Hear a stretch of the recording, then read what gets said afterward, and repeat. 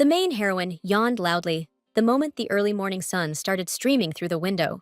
She blinked awake, instantly wondering when the hell she'd dozed off.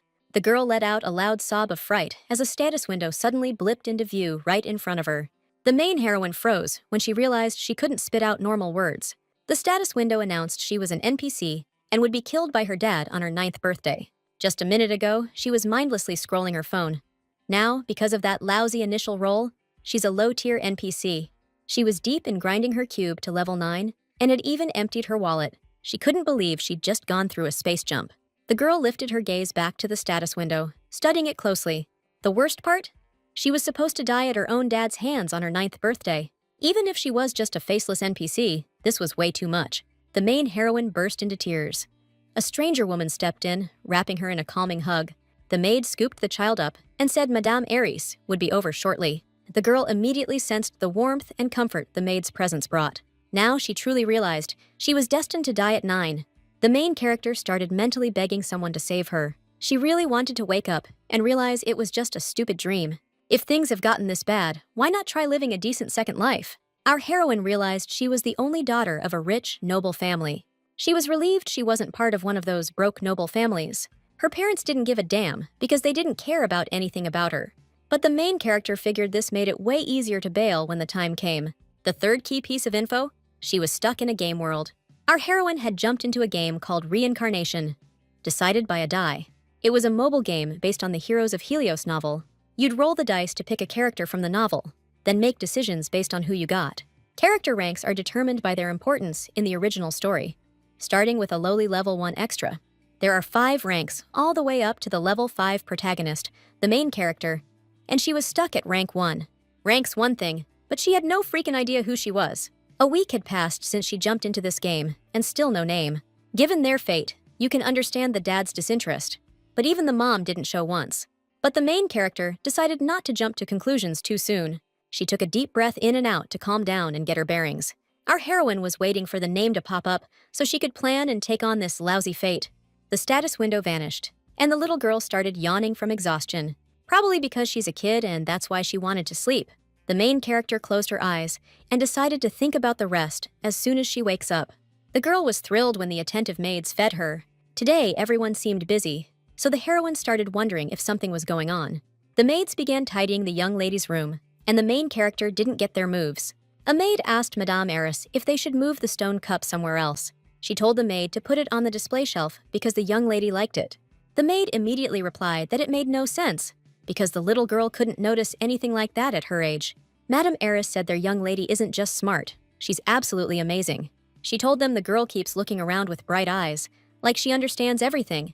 The main character realized she should have faked being a baby more convincingly. She noticed the info window switched to the background character version, now displaying gender and age. The girl was annoyed they still hadn't shown her the ability window. If she ends up stuck in this body because of a level 1 character, who knows what'll happen to the cube? After all, that's the item the main character spent all her money on. She thought to herself, didn't a strange window pop up during the last upgrade? Now the main character couldn't believe the cube's upgrade somehow led her here. Level 9 cube world hopping? Complete nonsense. If leveling up caused this teleport, the main character should have gotten a better fate. The girl started calming herself down. No sense getting mad about something already done. The kid decided to stay positive. Willpower shapes destiny. The cube's buff was probably tough to test since she was a baby. Madame Aris wondered if they'd finish the preparations before the master's return. The letter came late, but they had to finish everything before he got here. The maid started griping, so Madame Aris told her to scrub the floors again. Things were rough, so they had to keep working anyway. Now the girl realized she hadn't seen the estate owner, because he wasn't even here. Looks like no one cared about the girl, so she could keep a low profile and disappear without a trace. Madame Aris warned that if she even thought about slacking on the young lady, the master would chew her out. She gave a smile and told Urine to calm down, while the maid begged Madame to stop cracking jokes about serious things. The main character realized that even if she could rewrite her fate, there were no real guarantees. The girl froze in horror when a terrifying thought hit her. What if her crazy father killed her before her 9th birthday? The main character vowed that if she ever saw the game devs, she'd make them pay. The dark-haired maid grinned when she caught the young lady already up and about. Agnes noticed the girl was in a much better mood than usual. The main character was thrilled. Today, the valuables were practically screaming for attention. Money was all new to the little girl. It literally took her breath away. Selena, the maid, gave a quick apology for not knocking and said she had a message from the head housemaid. Everyone in the room went dead silent when the servant dropped the bomb. The master had returned to the estate. The main heroine had no idea why he'd come back so fast. It had only been 2 days. She wasn't mentally ready to face her father, the man who'd ruthlessly kill her down the line. Madame Eris barked at her maids to wrap things up quick. She was heading to meet the master of the house. The girl started panicking. He might head straight to her room. Judging by how fast he showed up, he had urgent business on his mind. Our heroine knew. When things got intense, she just shut down her thoughts and tried to sleep. The girl's eyes went wide the second the door slammed open, and there he was, that red-haired man stepping into the room. Now our heroine knew exactly what her father looked like. The Heroes of Helios was a tale about the protagonist who saved the world from a ruthless demon king. The demon king controlled the monsters' minds, sending them into the human world. To stop him, people formed a suppression unit. All the noble families had to join up. And this year, our heroine's clan was leading the suppression squad. After his mission, he didn't waste time. He headed straight to his little daughter. The heroine was clueless. Why would a man be so cold toward his own child? She wasn't ready, at least not mentally, for a meeting like this with her own dad. He stopped right by the crib, eyes locked on his child with something like, "Focus." He was way hotter than the main character expected. But the dude had this intense aura, like he could punch through a lion or something. The little girl had no clue why he was staring at her like that. The long red-haired guy's gaze was starting to creep the main character out. She started panicking when she realized he could kill her right then. The girl remembered there was only one surefire way to handle this. The main character knew the ultimate cheat code for every baby. She turned her head away and acted like she was drifting off right in front of her dad. The girl really hoped he'd back off now that he could see she was pretending to sleep. The nanny told the guy the little lady was worn out, so he could strip off his armor for now. He asked coldly, "Do kids that young even have the guts to hold eye contact?" Madame Eris said. "At that age, they're just starting to explore the world. It's totally normal." She figured the kid was acting out because they're blood-related. The girl vowed that next time, if he flipped out again, she'd just look the other way. Suddenly, the main character felt strong hands gently lift her. She realized if she opened her eyes, it was definitely over. Gotta keep faking sleep. The kid burped straight in his face and immediately cursed herself for not holding out 5 more minutes. The estate owner asked the nanny if babies really burp while they're asleep. Madame Eris said pats on the back during naps would likely make them burp. The man got lost in thought, while the girl mentally thanked her savior. He laid the kid in the crib and told the nanny he'd go take off his armor. The other maids thought Madame Eris was a godsend. She never lost her calm. Agnes was thrilled the young lady stayed safe and unharmed. Our heroine figured Agnes had to be scared too, and was stressing over her. The hero's dad had golden eyes, which in the novel were super rare. From how the nanny spoke to him, the girl knew her dad's status was at least a marquis. But that didn't make sense. Had there even been nobles with red hair and gold eyes in the novel? She couldn't remember this family at all, so they probably weren't big players in the original story. If they were important, she wouldn't be a faceless first-tier extra. Since the dad just came back, she'd find out her name and where the hell she was soon. The next day, Dad left the estate again. He probably went to the capital to report on the uprising they crushed. He was supposed to come back after the report, but for some reason, he showed up at the estate right away. The main character realized her dad was one unpredictable guy. Agnes noticed the girl lost in thought and nudged her to smile brighter. The young woman couldn't figure out how this kid could be such a sweet little angel. Since the main character was in a good mood that day, she gave the maid a big grin. The maid called the girl's smile beautiful and admitted she looked just like her mom. Madame Eris told the maid to hush and muttered it was lucky the master wasn't here right now. The main character figured her dad didn't care because of her mom. She wasn't sure if her mom was actually dead or if the dad was just blaming her for it. But from what Madame Eris said, something definitely went down between her parents. Maybe if the main character could figure it out, she'd stand a chance to survive. The girl caught her favorite maid's eye and flashed another big smile. Ju-Ren noticed the suppression this year was dragging on longer than usual. It usually took a month or two, but this time it stretched out to 3 whole months. The protagonist realizes her dad was actually there when she was born. Remembering how cold the man was when they first met, she labeled him heartless. The girl's best move was to never let their paths cross again. At least it doesn't look like the guy's intentionally hiding his kid's name. Once she learns the name, she'll figure out which family she belongs to and her role in it. The little girl vowed to change her life no matter the cost. She drifted off and dreamed of some object flashing right in front of her face. It was a level 9 cube, but the system said she hadn't unlocked it yet. The system also told her one of the game's events had already kicked off. but the protagonist still had to meet the activation requirements. The girl snapped awake the moment she heard someone calling her. She stared at her tiny hands, wondering if it had all been a dream. Agnes leaned in, worried, asking if the young lady was okay. She'd looked like she was in pain. The heroine was shocked her maid was scared, so she mentally apologized. The maid guessed it was just a nightmare, but now she was cheerful. Madame Eris told Agnes they needed to check the room one more time before lunch. The main character went flustered the moment the nanny mentioned the master was returning tonight. The kid was already upset she'd been prepping all along, and the guy still hadn't shown up. One of the maids walked in and told Madame the master was on his way. Our heroine was caught off guard when the estate owner showed up unannounced again. The guy strolled over to the crib, and the little girl stared right at him. The main character spotted a tiny golden dragon brooch on his collar. She quickly glanced away, and the nanny explained to the man that toddlers are totally moody. The master said since the kid was born, you gotta pick a name for him. The main character was stoked. They were finally giving her a name after 3 months, and really hoped it turned out to be a nice one. Out of the blue, the man said the name Cobra could work for this girl. For a child of a family whose line of work is taking other people's lives, this name's a perfect fit. Our heroine wasn't thrilled. She didn't get how the heck you name your daughter Cobra for that reason. The guy locked eyes with the kid.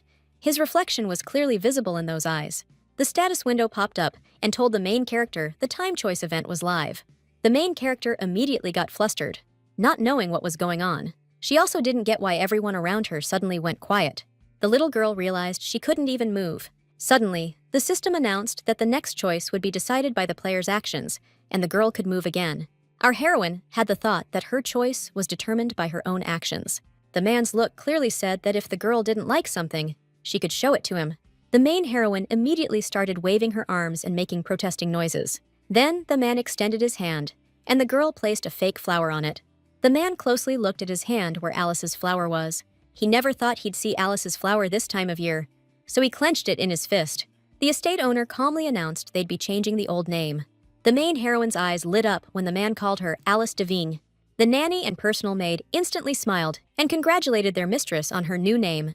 Our heroine couldn't believe she'd actually beaten her stubborn father. The status window announced the conditions were met, and the character's rank would now be updated. The character's info window just updated, and potential abilities are unlocked. The main heroine noticed a new section about her father going crazy, and the whole splitting incident. This detail was so detailed, it made the little girl want to cry. She suddenly realized she'd heard the last name Dravian before. Remembering her dad's pin, she wondered if the Dravian family are those dragonblood heirs. They're this family in the Empire, known for inheriting dragon blood and having insane powers. The main heroine had always suspected this family wasn't exactly normal. If they forced her here, then this little girl definitely earned it. Our heroine started wondering what else she might have read about this family in that book. The Dravian family's got a ton of secrets, most tied to the side effects of their freaky dragon blood. If someone outside the family gets pregnant with a Dravian child, they suffer the whole time and end up dying. There have been cases where family members couldn't handle their own power and snapped. She figured her mom probably died in childbirth, and her dad might kill her for that. The main heroine got a chill when she caught that cold look the guy shot her. He announced that now the Dravian child has a name. They need a little party. The nanny and personal maid smiled right away and said the estate owner was absolutely right. The man remembered he hadn't even celebrated his daughter's birth because he was at war. He ordered them to plan a big fancy feast for the first Dravian daughter's birth. The master asked how long it'd take, and they said it depends on how many guests are invited. The man with red hair instantly figured it'd take about a month. The nanny and maid nodded and told him they'd follow the master's orders. The father quickly turned his gaze to his child, whose eyes were wide with disbelief. He told the staff he'd personally inform the head maid about everything. The nanny nodded fast, showing her agreement with his lordship. The protagonist was stunned. He hadn't even said goodbye to her. She gave him the tongue and glared sharply at her own flesh and blood father. But only later did Alice realize he was still clutching the flower brooch in his hand. That definitely threw her, but new ideas and doubts started swirling in her head. She shut her eyes and guessed he was just way too shy. A full week had passed since her naming day, and the father started crashing in without warning. The main heroine had no clue why he kept showing up to stare at her sleeping face. Suddenly, the little girl heard the man ask, "What's your name?" Alice couldn't believe he'd figured out that someone else was living inside his daughter's body. Agnes quickly gave her name to his lordship, and Alice realized the question wasn't meant for her. The man knew that during his absence, Madame Eris had been caring for Alice. The maid nodded and asked his lordship why he was bringing it up. He asked if they'd noticed anything odd about the young lady's behavior. Agnes immediately started panicking and muttering, but the man coldly ordered her to speak clearly. The girl wasn't sure what he meant by unusual behavior, so she needed clarification. The main heroine mentally told her personal maid to respond decisively. But suddenly, the man declared she wasn't suitable as the Dravian family's maid. He ordered maid Agnes to leave the estate by tomorrow. The system announced a new event had triggered, but the main heroine wasn't ready. She never should have let Agnes get thrown out. The little girl's body wouldn't move, but she had to protect Agnes. The main heroine stared at the rattle, and the system warned that her actions would decide the possible outcome. She grabbed the rattle and flung it between the two of them. The man and Agnes instantly turned their stunned gazes to the little girl. He stared hard at his daughter, but she didn't flinch. She'd long grown used to his ice-cold glare. No fear came to her. The protagonist looked at Agnes, and her face lit up with joy. She stretched out her arms and silently asked Agnes to take her hands. Suddenly, she realized she'd soon collapse. Her legs were still too weak. The maid snatched the child up, warning the lady to be careful. Dangerous move. She glared at her father and silently asked, "Who the hell does he think he is? Trying to fire my maid?" Agnes was way more valuable to the protagonist than this man ever could be. The man instantly figured out the girl meant a lot to his own daughter, Alice. Agnes smiled fast and said, "Master's not wrong." Without a second thought, he barked at the maid to put his daughter back in bed and take a step back. The man added quick, "Tell the maid to leave. Alice and I need a minute alone." The protagonist felt the relief. Her maid wasn't getting fired after all, but Alice was still determined to pay her dad back as soon as she grew up. Our heroine was really shocked when the guy suddenly held out his fist. She immediately grimaced, thinking he was about to sock her right then. But then the man suddenly pinned a flower brooch to his little girl's outfit. The father explained he'd already laid out a gift for the big day, but it'd be wrong to give her nothing in advance. He paused and said it was a special treat for his little girl. He figured it'd look bad if rumors started about the only Draven daughter not getting a single gift from her parents. Our heroine was stunned he even cared about this nonsense. A guy who's all about his family's reputation wouldn't have named his daughter Alice. No way. The girl glared at him with disdain, silently wondering how he dared to pull such a cheap stunt on her. He let out a deep sigh, muttering he didn't even know why he was explaining anything to a baby. Our heroine was happy she was pulling off this act pretty convincingly now. She stared at the girl in awe, asking if the man had really given it to her. It looked like the guy was actually treating her like family, handing out something like that. But deep down, our heroine had no clue why he'd given her this. Still, the little girl was happy her personal maid Agnes was back in a good mood. Makes sense, since the young girl wasn't actually fired from her job after all. The man had said earlier that if the maid was someone Alice liked, he'd keep watching over her. He trusted her, and Agnes now had to take even more care of the princess. No matter how you looked at it, that brooch was probably made by another people.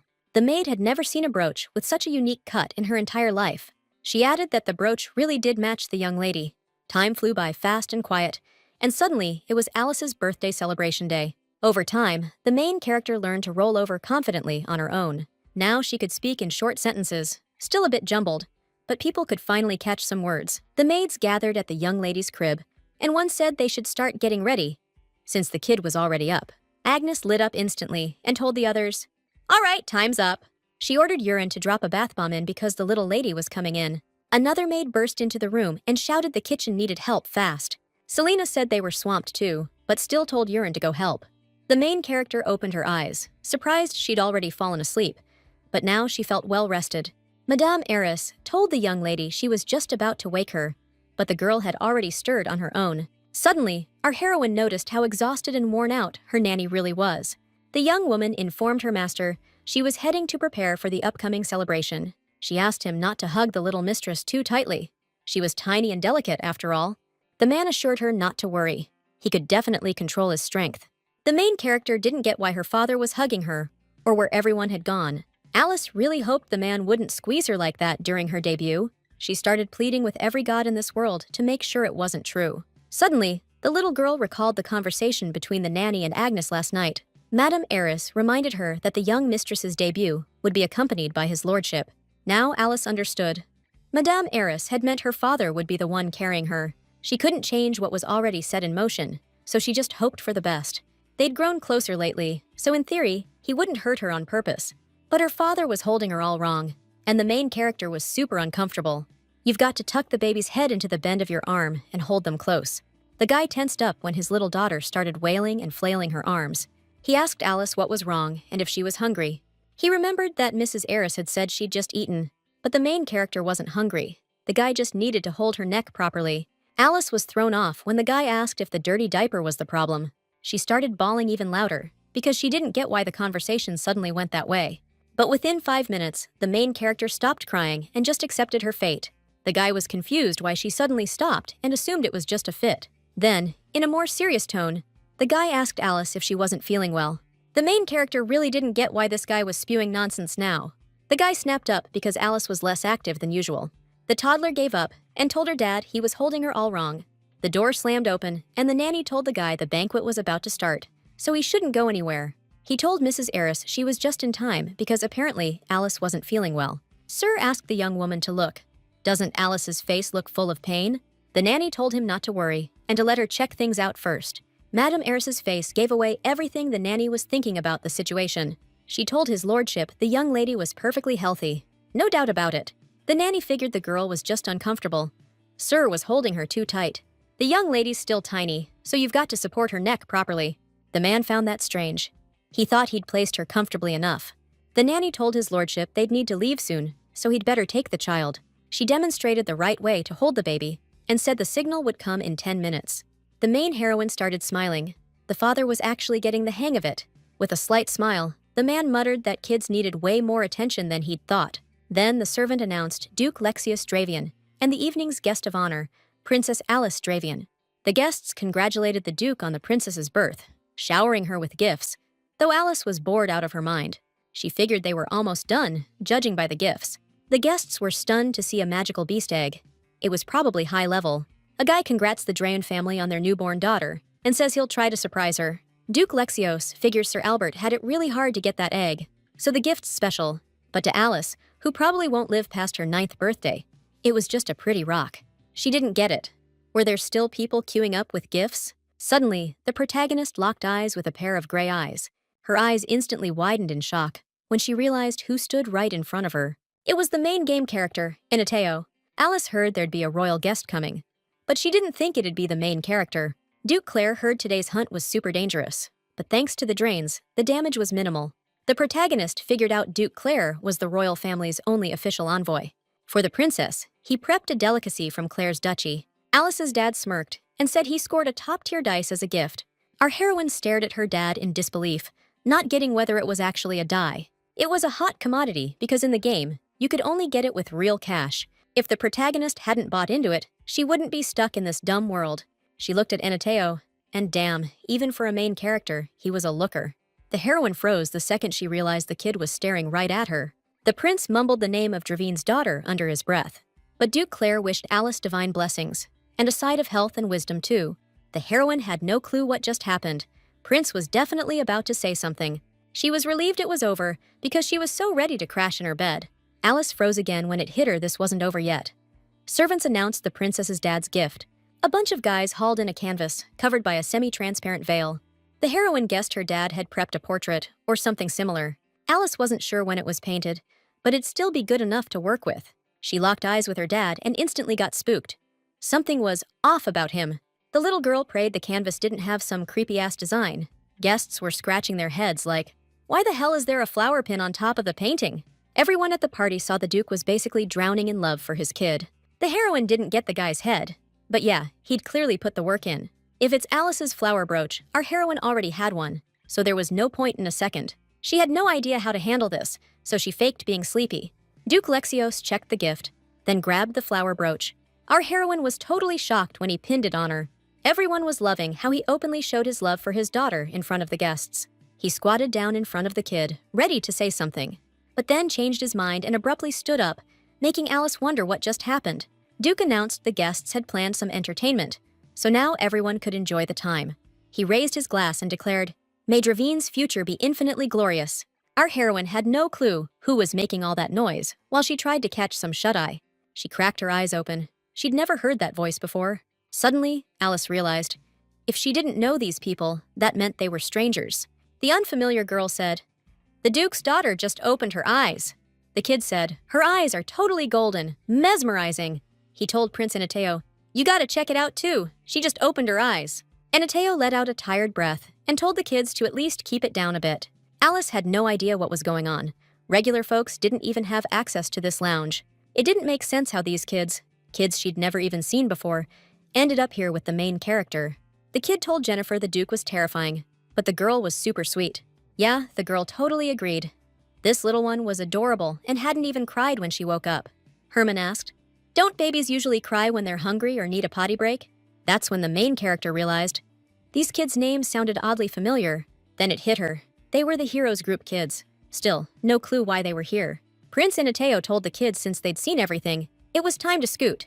Herman pouted, begging His Highness to let them hang around a little longer. Security hadn't even shown up yet, but the little prince snapped they'd already broken the rules by sneaking in. Jennifer shot back that breaking the rules once meant staying a little longer wouldn't make things worse. Herman tilted her head, asking if that meant they could stick around after all. She told His Highness if they'd already gone this far, a little more time wouldn't hurt. Her dad was probably too busy with his drinking to care about her. Herman said his dad didn't care either, since the Duke told him to just play it cool until they left. Besides, the kid was clearly having more fun with them than lying alone in that room. Prince Inateo thought it over, then nodded along with the kid's logic. Herman pointed out how chubby Alice's cheeks were. And suddenly, he wanted to pinch them too. But Jennifer snapped, "You can't go touching kids with dirty hands," Herman asked, all sheepish. "Aren't we already breaking the rules?" The prince shot back. "The kid could get sick if you touch them with grimy hands." He turned to Mr. Clare. "You really want Madame Dravine getting sick over this?" Jennifer huffed. "Your Highness, stop loitering over there and come over here." But the prince replied, "I need to stay posted here. Someone might barge in any second." They were all nobles' kids. And Inateo was, after all, the fourth prince. If they told the adults straight up they just wanted to see the baby, they'd totally get away with it. They all looked at Alice again and melted into goo over her cuteness. Herman asked, "Will it be okay if I wash my hands and just touch her?" Alice was precious, and Herman had a total little sister crush on her. As soon as Alice started giving those sweet smiles, the kids lost it. Herman reached out to her, and Jennifer said, "The girl's even cuter when she's smiling." The main heroine immediately clung to the finger Herman had held out. The kids were over the moon. It was just too adorable. Herman confessed to Jennifer, "My heart's going a million miles a minute. This is insane." The main heroine caught the look of jealousy burning in Jennifer's face. That's why she reached for Mrs. Windseeker's hand. Jennifer held out her hand, even though hers were still unwashed. She was over the moon when little Alice grabbed her finger too. The kids were obsessed. Alice's tiny hands were soft as a cloud. Anitu told Mrs. Windseeker and Mr. Clare, "You two should be getting back. You've already stayed too long."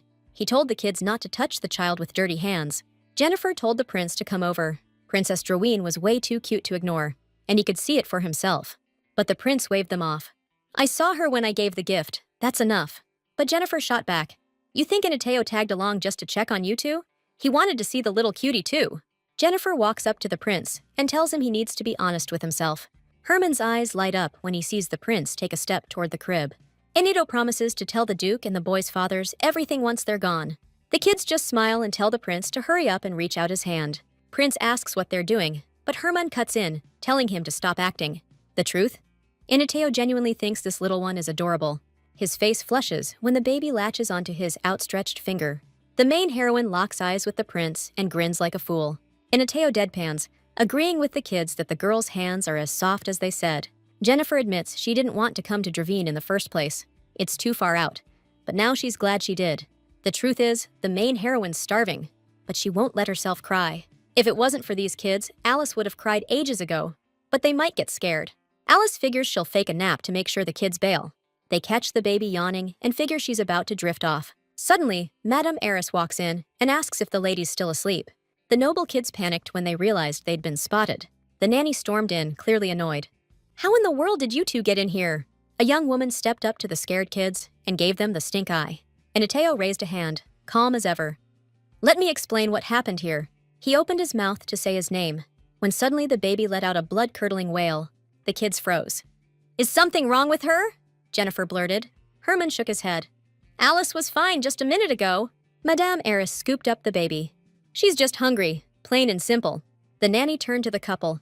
"Princess Dravine needs to eat, now." Herman opened his mouth to argue, but Jennifer clapped a hand over it. "We're leaving, now." But young Lord Clare started squirming. He didn't want to miss a second with the baby. As soon as the kids left, Madame Eris smirked. "Guess our young lady's got herself some new older siblings." Herman and Jennifer bowed their heads. "We're sorry for the etiquette fail." Prince Inateo let out a tired sigh. "I'm really, really sorry." Dukes Claire and Windsire started apologizing to Alice's dad. "We'll keep a better eye on them, we promise."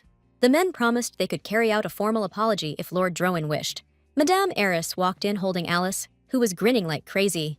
Lexios admitted he felt pretty mixed up the second he heard what had gone down in the room. He knew the lords and his highness were still young and prone to mistakes, but youth isn't an excuse for everything. Duke Claire and Duke Windsicker declared they fully agreed and took full responsibility. Duke Drowan asked coldly what they'd do if something had happened to Alice. But he admitted Drowan shared some blame for letting the kids in. They also had to consider the kids clearly had no bad intentions. From Madame Eris's words, the Duke's kids and the prince were just playing with Alice. The protagonist snickered at Eneteo's face as he tried to act like he wasn't having fun. Lexios stated the incident would be treated as joint blame and resolved per Drowan's official stance. German and Jennifer high-fived each other, their dads nodding at Duke Drowan's generosity. A maid entered and told his lordship the evening event would start soon.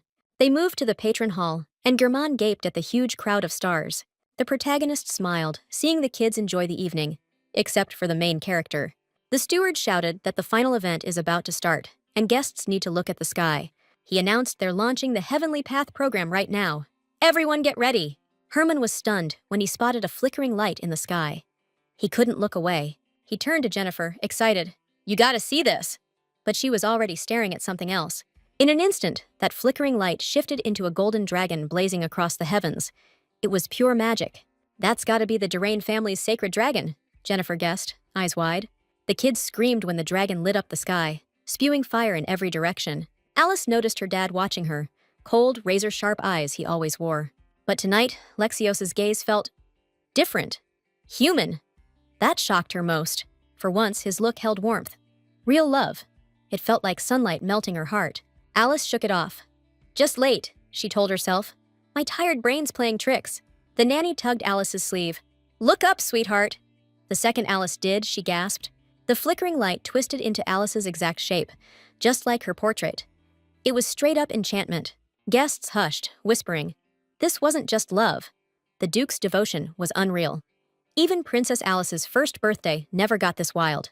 Alice had never dared to hope someone would do something like this for her. Not in a million years. Lexios's expression shifted the moment the nanny hinted that the young lady was really happy now. Madame Eris told the little girl to stop wriggling. This was way too risky for her. But Duke Dravine ordered the nanny to hand over Alice immediately, and the young woman complied without a second thought. She passed the child to the Duke, who gently cradled his daughter with care and affection. German, the name, was amazed when he noticed Alice in the sky, starting to move and glow brighter than all the stars. Lexios said the magic didn't even begin to capture her true beauty. Alice found the Duke's tone and reaction hilarious. She started grinning from ear to ear. But deep down, seeing her father made the main heroine feel uneasy. After discovering her fate and family, all Alice could think about was fleeing. She was certain she'd push her father away. But the man kept trying to connect with her over and over. Lexios silently apologized to his daughter, confessing just how much he loved her. He vowed that, starting now, he'd be the best dad to his child. Alice kept telling herself the guy had wanted to name her after a snake and kill her on her 9th birthday. She drilled into herself that she hated this man and only wanted to escape her destiny, keeping her distance. Suddenly, a soft smile came over Duke Dravine's face, and he thanked Alice. The main heroine felt a wave of sadness. She was really trying to keep her distance. She started covering herself with her hands, but the Duke figured his daughter was getting uncomfortable again. But then the heroine broke into a smile. She was clinging to the hope of a miracle that had let her stay with her dad. Dukes Claire and Windsicker thanked Duke Dravane for letting their kids hang out with the young miss. Jennifer huffed. Herman can't just call the kid by name without asking first. The girl was baffled. How'd the baby end up with cheeks so soft? Agnes blushed.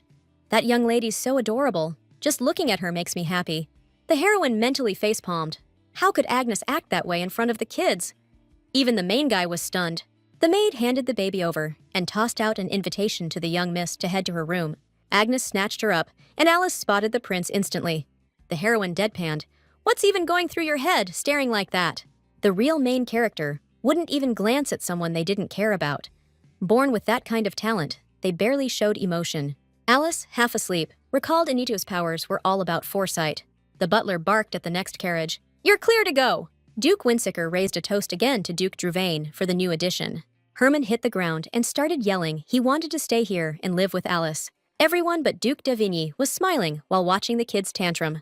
Duke Clare promised his son they'd definitely come back to visit Miss Alice again. They sealed the deal on pinkies so Herman would believe them for sure. Young Duke Clare waved goodbye and promised he'd definitely come back. But Lexios frowned and asked who told this kid he could just come back whenever he wanted. He ordered that from now on, no visits from Duke Clare's family would be allowed. The main character noticed the servants had moved all the gifts to the lounge room. Then the young lady spotted her father's portrait in there too. Agnes honestly admitted her dad's portrait didn't even come close to Alice's cuteness. But still, the gift was nice. The main character smiled. The gift was actually pretty good.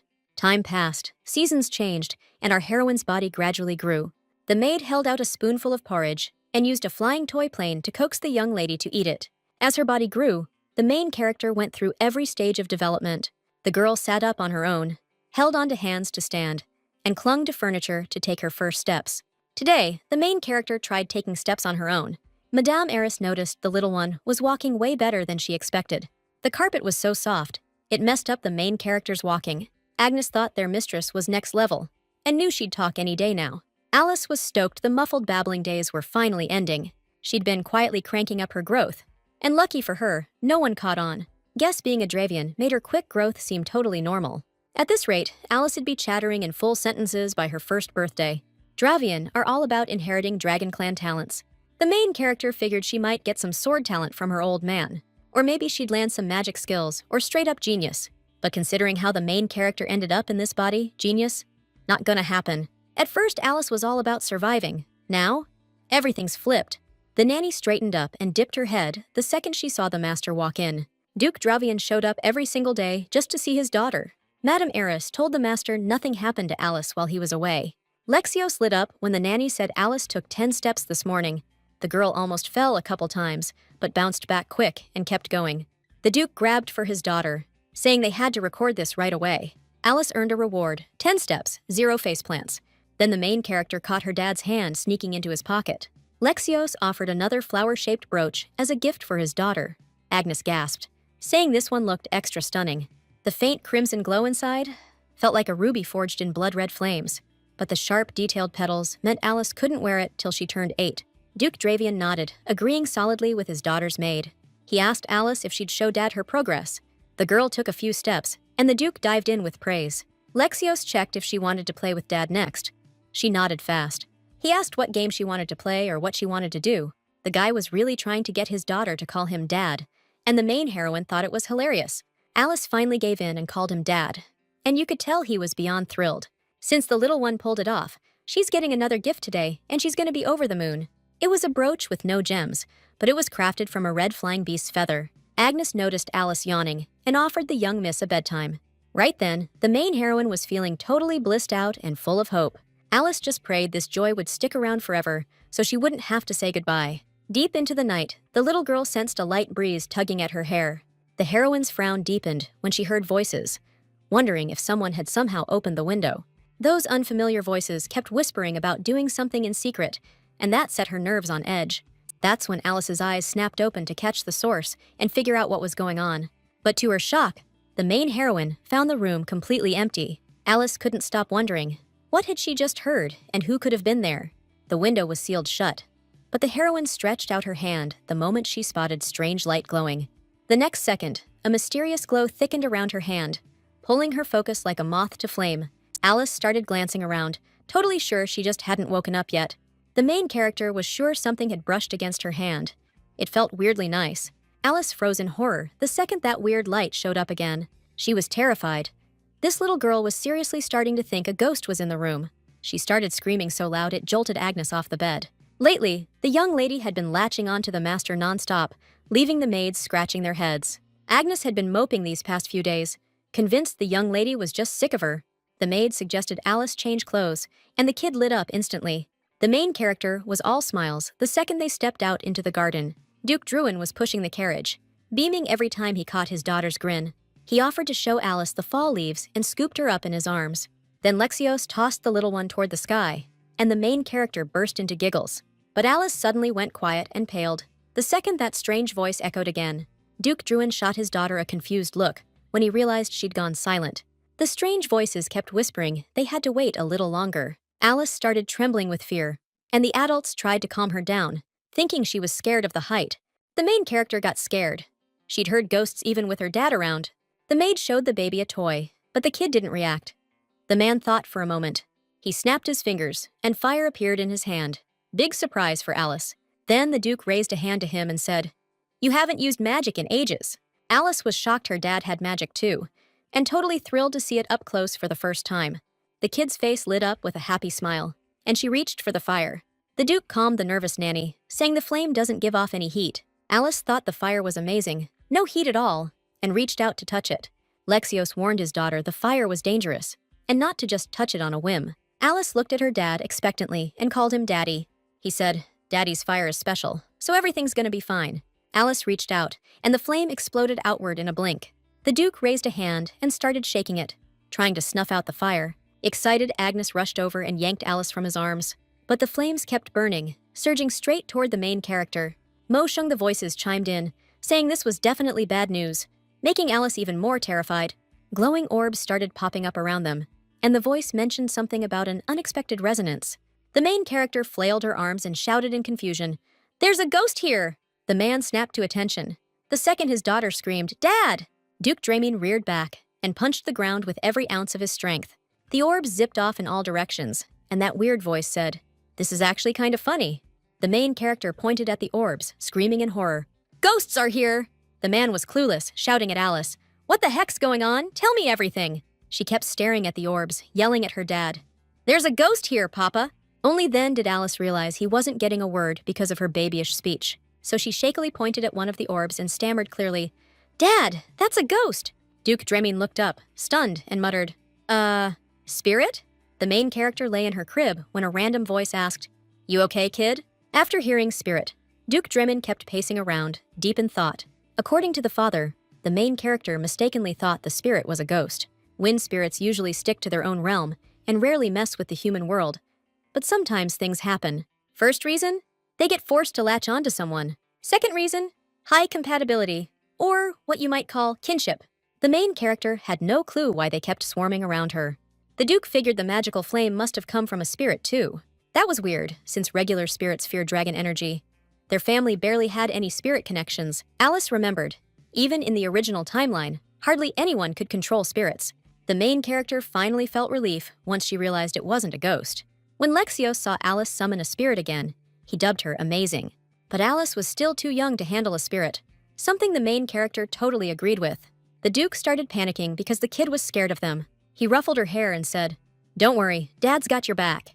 The main character felt the tension melt away, and soon sleep tugged at her. Arid Sepho, the wind spirit mage, confirmed the Duke of Dravian's hunch.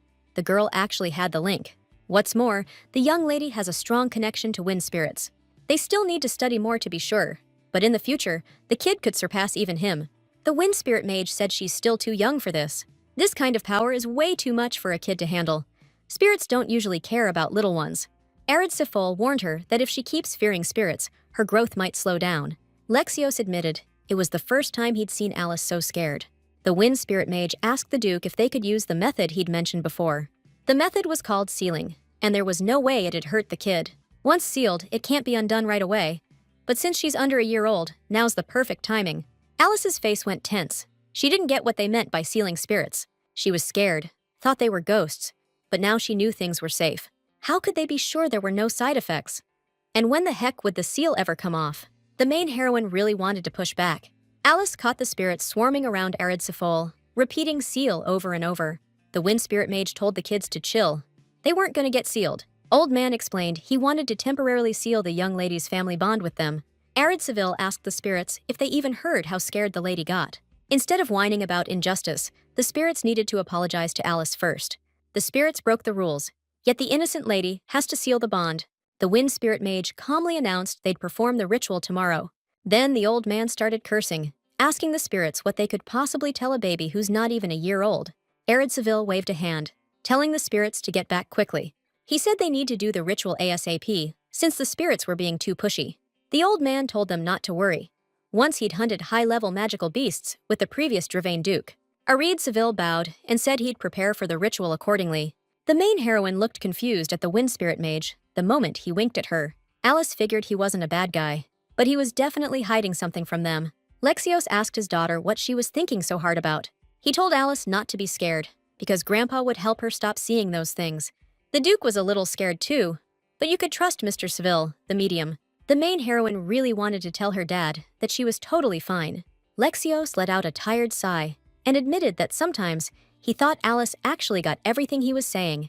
It kind of bugged him that the girl still couldn't talk, but the main heroine totally understood every word and could hold a conversation. Still, the kid couldn't risk anyone finding out. Agnes told Alice she'd be crashing right next to her tonight, so the kid had absolutely nothing to stress over. Midnight rolled in, and both of them had been fast asleep in their beds for hours. The heroine felt a breeze again, instantly thinking Agnes must have forgotten to shut the window. Her eyes flew open the second she realized who would have left the window wide open in the middle of winter. Yep! It was the spirits Alice thought the mage had already banished. The heroine suddenly noticed the cards taking flight, and that was seriously spooky. The cards started shaping into words. In the end, Alice saw an apology written for the recent teasing. The heroine's eyes went wide when she realized the spirits actually came to say sorry. Alice's jaw dropped when she remembered. Kids her age couldn't read a thing. She shot back with a doubtful grin. You really think that ghost knows I can talk? After getting a yes, the main character realized this was a real problem. The spirits promised to keep the secret, and Alice started wondering why there was less spiritual energy than usual. The girl figured she'd just been too scared. After all, the spirits weren't really bad. When she touched the spirit, the protagonist's face lit up with a big smile. Taking a deep breath, the little girl told the creature she forgave it. She was a bit surprised when the spirit suddenly burst free and shot upward. The creature thanked Alice and begged her not to seal it. The main character sighed wearily and promised she'd think about it. The spirit clung to Alice's face, and she immediately smiled. Comparing the creature to a pet, she yawned and said she was hitting the sack, so she wished the spirit a good night. The palace staff knew they had little time and needed to move. The wind spirit mage reminded Lord Draven there was nothing to worry about. The old man was convinced everything would go smoothly and that there was no need to doubt. Sefel asked Alice's personal maid if they'd prepped the lady yet. The Duke asked skeptically where the interest came from, and the mage replied that with age comes wrinkles and a love for gossip. Sefel glanced at Alice's portrait and muttered that it was almost ready. Just a little more work and he'd be set. Lexis raised an eyebrow, asking if they really needed just an empty room for this. The mage said he'd already got everything ready for the ritual and shot a question back at the Duke. How was he going to calm the lady down? The main heroine had no clue why the mage was so worked up about it. Dad stepped over to his daughter and asked Alice if she'd gotten some good sleep. The little girl flung her arms out wide, beaming, and called out to Dad. Lexis's heart slammed in his chest like a wild thing. His daughter's move had him reeling. Since Alice had greeted him so sweetly, the Duke promised her a gift. Something special, even. The maid's voice trembled as she pressed. Was the sealing ritual really safe for the kid? The Duke met her eyes, dead serious. It'll be fine. I won't let anything happen to her.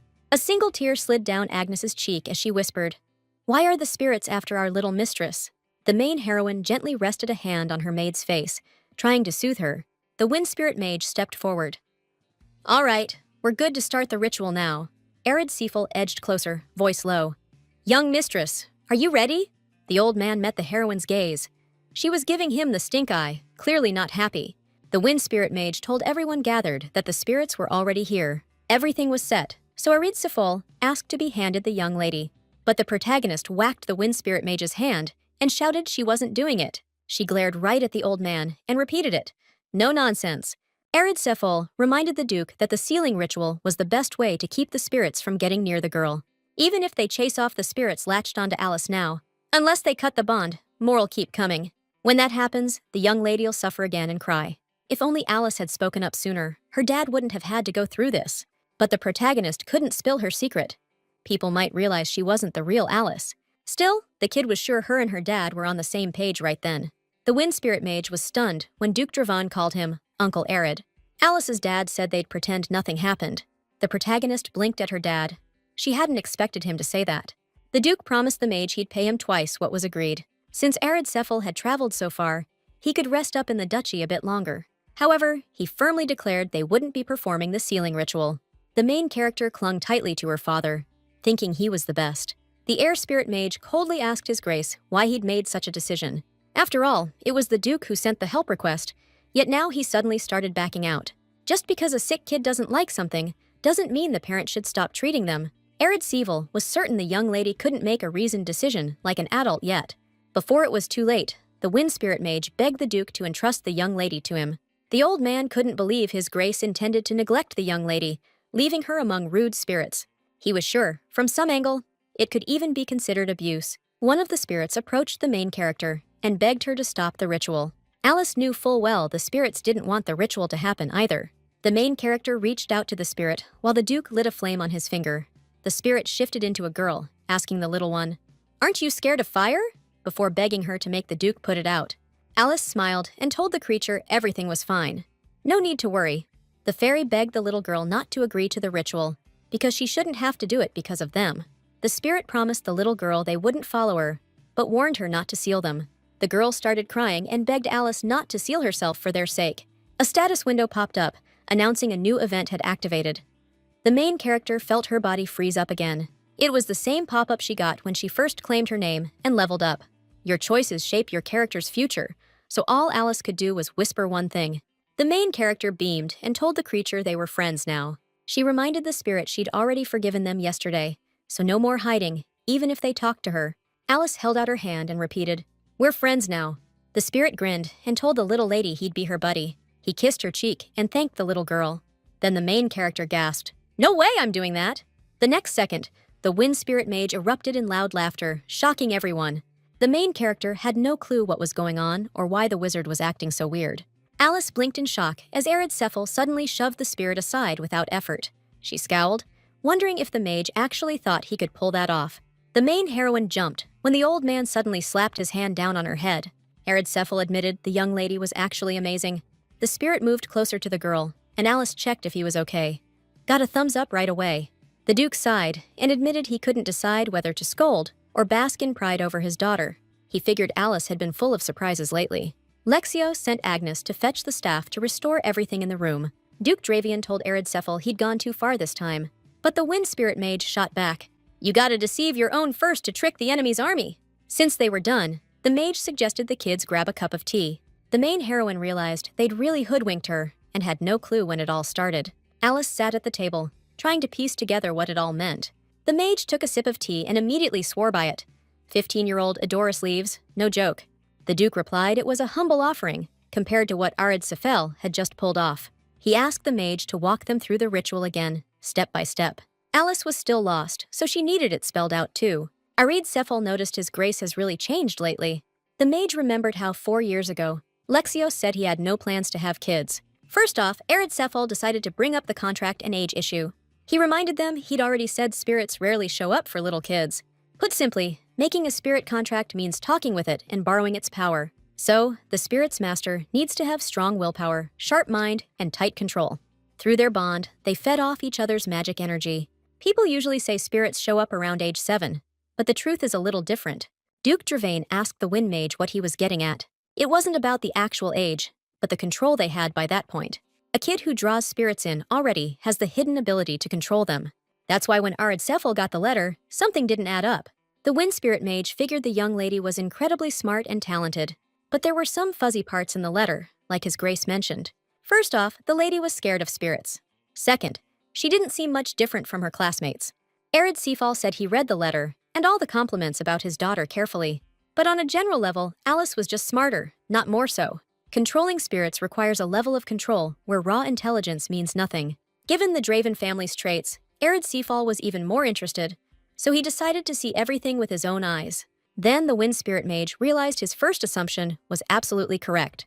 The young lady just got spooked by their sudden appearance, so even the spirits didn't expect that reaction. But as a Draven heir and spirit chosen, Alice wasn't really standing out. That's why Cephal intentionally brought up the sealing ritual.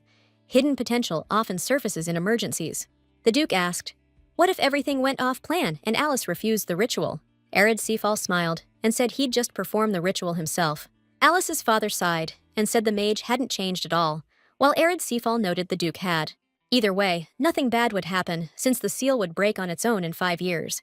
The Duke declared that was the main problem with Cephal's whole approach.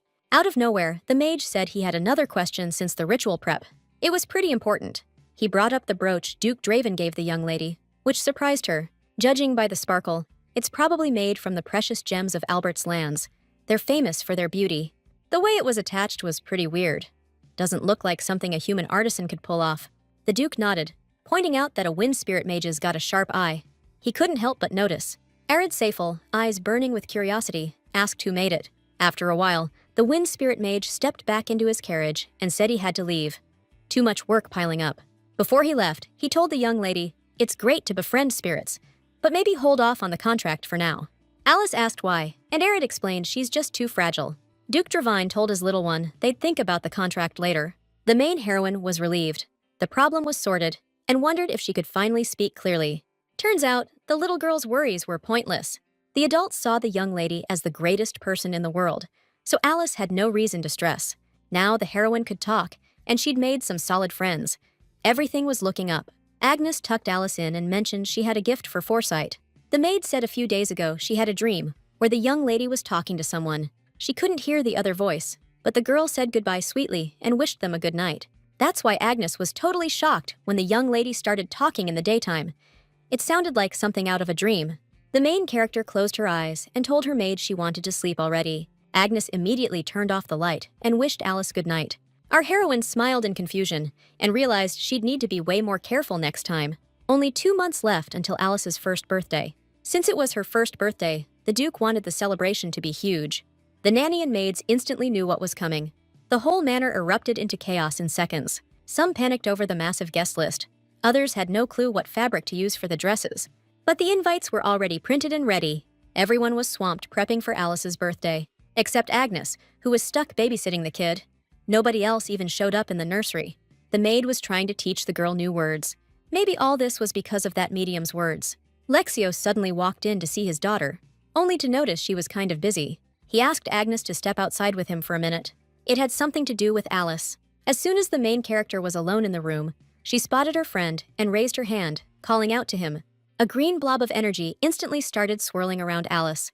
The girl wanted to know her friend's name. Turns out his name was Siffy. The main character repeated it again to make sure she got everything right before asking for help. The spirits weren't about to say no to helping.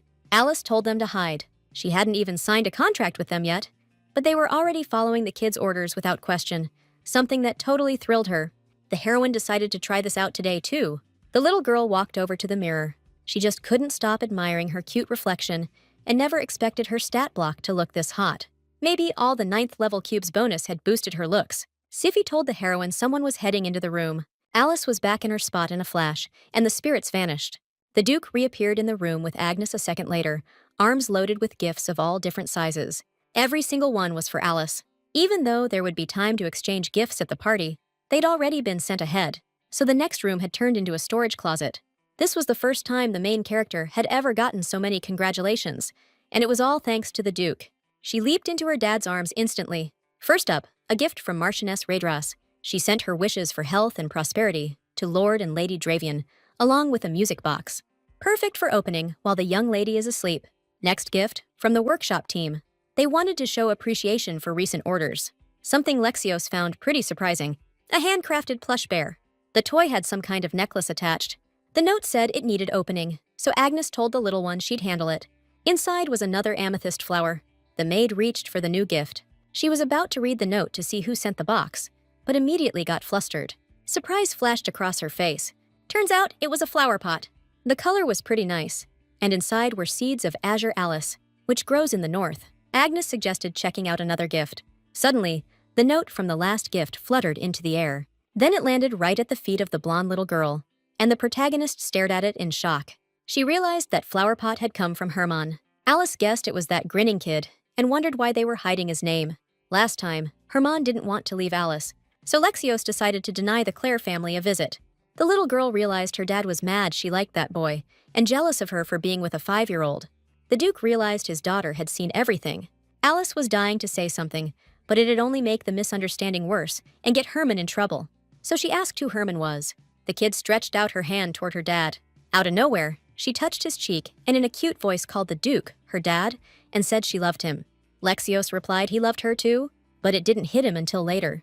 The Duke realized his little daughter just confessed her love, and a heart-shaped card was lying next to Alice. Agnes's face lit up with joy instantly. She congrats him on the moment. Lexios gave his daughter a warm, loving look again. Then he pulled her into a tight hug and said, "Dad loves you just as much." And Alice giggled with delight. Lexios almost choked up at her words. He told her he'd get her a present too, something awesome and special, and he promised Alice he'd do his best to make it ready quick. The girl declared her dad was the best ever. The guy was floored by those words. He pulled his little girl into a hug and mumbled an apology, but Alice just giggled. Lexios told Alice he showed her the worst of himself and was totally embarrassed now. From now on, he's not gonna forget a single soul who brings a gift. The kid mumbled something about more gifts from Germain. The Duke's face went all baffled. The spirits let the main character know Germain sent more gifts. That's why Alice asked her dad that. Agnes waddled in with a few more gifts. Turns out Germain sent those too. The main character was wondering if one guy sent too many gifts, when the maid suddenly started reading a letter. Germain wrote he missed her something fierce and begged Alice to stay healthy.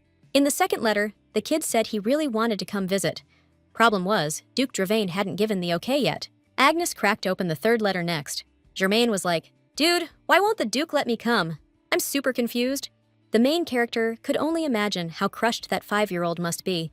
No one even told him why. Lexios promised it wouldn't happen again. Since it was the first time, Alice decided to look the other way. The heroine's face lit up with a happy smile, brightening everything around her, and she called her dad super handsome. Lexios was moved by his daughter's words. Agnes couldn't hold back her tears watching this. Soon after, a letter arrived from Herman, who joyfully wrote he'd finally gotten permission from Duke Dravian. He really wanted to play with Alice, but his dad had a ton of work. But the kid promised he'd definitely make it to the birthday. Jennifer thought Alice might not remember them, since that meeting was too short to stick. At first, Herman felt sad about it, but now everything was fine. Turns out, the kid planned to arrive early for the party. That way, they could play longer, which immediately made Duke Dravian's face grim and clearly annoyed. Alice hoped they wouldn't torment Herman this time. The birthday was just around the corner. The heroine took a deep breath, completely clueless about what Dad and Agnes were always up to. They were really deciding which brooch to pin on Alice's dress. Agnes pushed for the 114th brooch, but Lexios called it nonsense, insisting the 98th was the clear winner. That one was too flashy and didn't suit the little one. The main heroine was dead, sure that's exactly how the argument played out. Syphe zipped over to the little one and whispered Madame Eris looked busy, probably clocking 0 downtime. Guests were coming in droves, so no rest for her at all. Alice started thinking her nurse should take a long vacation after all this. Agnes peeked in, asking if the little one was bored sitting alone. Prep was almost done, so the maid offered to show the young lady around. Alice, of course, jumped at it. The event would have more guests than expected. Agnes asked, "Isn't that just wonderful?" But Alice wasn't thrilled. Who'd expect so many guests for a bit player's birthday anyway? A system window popped up in front of the little one. It reminded the little lady that on her 9th birthday, her own father would tear her apart. So nothing changed at all. There was only one way to level up your rank. Character ranks split into 5 tiers, and the rule was super simple. It all came down to how important their role was in the story. Take Cinderella, for example. The background characters were the mailman and her dad. The stepmom and stepsisters? They were side characters. Even the fairy godmother, who sent Cinderella to the royal ball, was just a side character. And Cinderella and the prince? Straight-up main characters. The point was clear. How much you shaped the story mattered way more than your character's status. Look at Alice. Everything clicks into place. Even though she's the only daughter of the Durain Duke family, dragon heirs, she started as a background character. Now she got why she couldn't remember Duchess Durain. The whole story began after that woman died. The novel the protagonist got dragged into starts when Inateo turns 14. By then, Alice would be 10. Yeah, she's got a solid relationship with her dad now, but her fate to die at 9 doesn't change. Lexios is going to be wrecked when he realizes what he messed up. To avoid a tragedy, you need to level up faster. Alice didn't know how high she had to go to change her fate, but she definitely needed to keep improving her skills. That way, she could find a solution. Alice tried to level up on her own, but it didn't work out. Agnes picked her up and told her she'd carry her this time, but next time, the young lady could try again. The question was, when would she finally grow up and level up already? Young masters are arriving tomorrow, so preparations are in full swing, and the guest rooms are being set up pronto. Alice was shocked that Dad approved something like this. One of the maids asked Agnes to help hang the window curtains since everyone else was busy. The maid asked Alice for permission, and she, of course, said yes. Agnes said she'd be in the next room, so if anything happened, the young lady could always call for her. Then the maid left immediately. Everyone was so busy they were starting to lose their minds. The main character started playing with a ball, but was surprised when someone suddenly knocked on the huge door. For some reason, Lexios decided to check on his daughter when Agnes wasn't around. Alice immediately put on a show of being completely calm. The Duke crouched next to the kid, scanned the room, and noticed Agnes wasn't nearby. He figured his daughter had already gotten bored here. Even when Alice played the innocent little girl act with her dad, he didn't crack a smile. The door opened, and someone thanked Agnes from the other side. She responded that she was happy to help. The maid froze, startled to see the master. The Duke mentioned how Agnes had been helping the other maids with their chores, and she'd promised to stop. But Lexios had seen this exact thing happen a third time. Agnes started trembling, repeating her apologies over and over. It's true a personal maid shouldn't take on others' duties, but the main character herself had given Agnes the green light. It probably eats at Agnes, watching others work while she sits back. The Duke shot back. Does loyalty mean you ignore your responsibilities? He told Agnes she was showing him no respect right now. She begged forgiveness again. But Lexios wasn't buying it. Didn't think a maid could just flip the switch like that. Just days ago, he'd been thinking Alice needed her own personal maid. Agnes told her master he was right. High-ranking nobles' kids usually have maids watching them. Our heroines always had good luck being right by Agnes's side. Lexios already found a suitable candidate. Agnes was so out of favor. Agnes, with a nervous smile, asked her master if she should start training a new servant tomorrow. But the man said no need for that. The maid, tears in her eyes, tried to explain the young lady wasn't like other kids her age. But Lexios reminded them the main thing a servant needs is blind obedience. Agnes didn't push back. The heroine was terrified by her dad's sudden decision. The Duke reminded everyone that Agnes's grandfather, Carlos Imanson, was a knight under the old Draven Duke. An investigation showed Agnes's father came from a noble family that fell from grace. To honor Carlos, the Duke gave the Imanson family the Baron title. That made Agnes Lady Imanson. A noblewoman can't be a servant, so Agnes needed to be an official companion now. Lexios figured it was a necessary move for his daughter. Duke vowed to hand out strict punishment if he spotted any slip-ups. Agnes gave a serious nod, letting him know she got it. Lexios had a ton on his plate and had to head out, but he made sure to remind Agnes not to forget her new responsibilities. The girl was fighting back tears, barely holding it together. Then she thanked the young lady, vowing to work even harder so she wouldn't bring shame to her name. Alice flashed a smile. I trust you, she said. They told Herman to take it slow, but the Duke had already roasted him for being clueless. So yeah, same difference. The protagonist was all set to welcome guests. The door swung open, and there stood Herman with Jennifer. Lady Windseeker shushed the kid. You'll scare the little lady if you shout like that. Then she did a quick curtsy. How have you been, Lady Dravine? Herman jumped in. I was supposed to say hi to Alice first. Duke Claire strolled in, already scolding his kid for yelling. Lower your voice! The protagonist caught the tension in her dad's face. Nope, kids weren't welcome here. Claire apologized to Alice for stopping by so early and asked how she was doing. The kid let out a loud laugh. The unfamiliar aristocrat greeted Alice and said the young lady was as amazing as they'd told her. Claire leaned in, scolded his son. Be polite to the lady. Alice didn't get why her dad wasn't leaving or walking the adults out. Lexios hesitated for a while, but eventually left the room. Herman approached the kid, asked if she'd been doing okay and if she'd forgotten him. But Jennifer stopped him. Don't overwhelm the girl with questions. Agnes suggested the young master and lady take off their coats and wash up first. They did as she said. Alice caught how nervous Herman was and figured being polite didn't come easy to him. Jennifer had already greeted her, but asked if she could do it again. She sat across from Alice and introduced herself as Jennifer Windseeker, daughter of the Marquise Windseeker. Then Herman introduced himself. He immediately added how cute the kid looked. Jennifer agreed, but decided to mention the rumors she'd heard about spirits coming to the young lady. A lot of people think it's ridiculous because of her age, but considering the Draven family's special heritage, it might actually be true. For her age, Jennifer spoke clearly, but Herman wasn't bad himself for being so young. Lady Windseeker asked Lady Draven if she understood what they were saying to her. Alice didn't get why they brought up spirits. Jennifer watched the little girl closely. Herman and Lady Windseeker got a bit down once they realized Alice still didn't get it. Agnes smirked instantly. The kid told his friend everything was cool, since they were expecting this all along. Still, young Lady Draven was stunning. Out of nowhere, Alice waved and said hello. Lady Windseeker scolded clueless Herman for teasing, but he shot back that he didn't do anything. But Jennifer was dead sure he was the one faking the kid's voice. Alice burst out laughing, watching the whole thing. She called out the guys' names clearly, raised her tiny hand, and waved at them. The kids couldn't believe their ears. Alice just said, I said hi. Herman and Jennifer's faces lit up. Miss Dravine was just too adorable. Agnes just rolled with it like always, even if she saw it every day. Herman asked Alice again if she could understand them, and she nodded. Then he worked up the nerve to ask if she remembered him. And the main heroine instantly went all contemplative. The side character figured Alice probably didn't. Even for young Miss Dravine, remembering someone she met at 4 months was a stretch. But out of nowhere, Alice pulled out Herman and Jennifer's gifts. The kids were blown away by the Dravine family's skills. The main heroine beamed, secretly catching herself thinking how cute they both were being.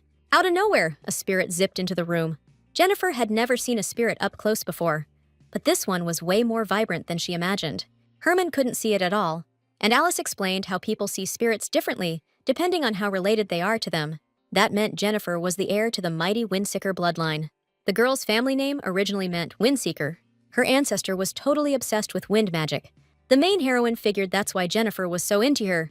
Herman got real bummed when he found out Alice could see spirits too. He thought it was totally awesome to hang out with creatures like that. Even though Alice hadn't signed a contract with Sippy yet, she still asked if she wanted to play with Herman. The kid instantly felt a little breeze right next to him. He didn't even realize his finger had just missed Sippy. Spirits were physical manifestations of elements, but somehow Herman managed to get close enough to touch it. The kid still wasn't sure if he'd actually touched it or not. Herman started panicking he might have killed the spirit.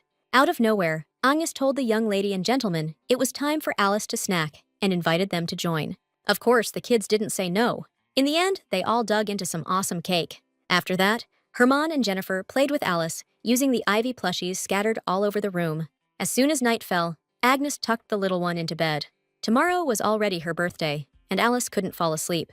The personal attendant, watching the kid closely, noticed she was wide awake and decided to step closer. Herman and Jennifer strolled into the room. Agnes asked the guys why they hadn't gone to sleep yet. They apologized for staying up so late, but it was midnight, and they wanted to be the first to wish Alice a happy birthday. They'd probably worn themselves out playing with the kid all day. Alice thanked them for the birthday wishes. Herman and Jennifer's faces lit up with joy when they saw Alice's eyes sparkling with happiness. The kids said goodnight and went back to their rooms. The main heroine had been wondering why she couldn't sleep, but now it all made sense. Agnes leaned in toward the young lady and gave her a warm birthday greeting. Alice was thrilled to get so much attention. She didn't even realize she'd fallen asleep. It was cloudy outside, but snow wasn't in the forecast.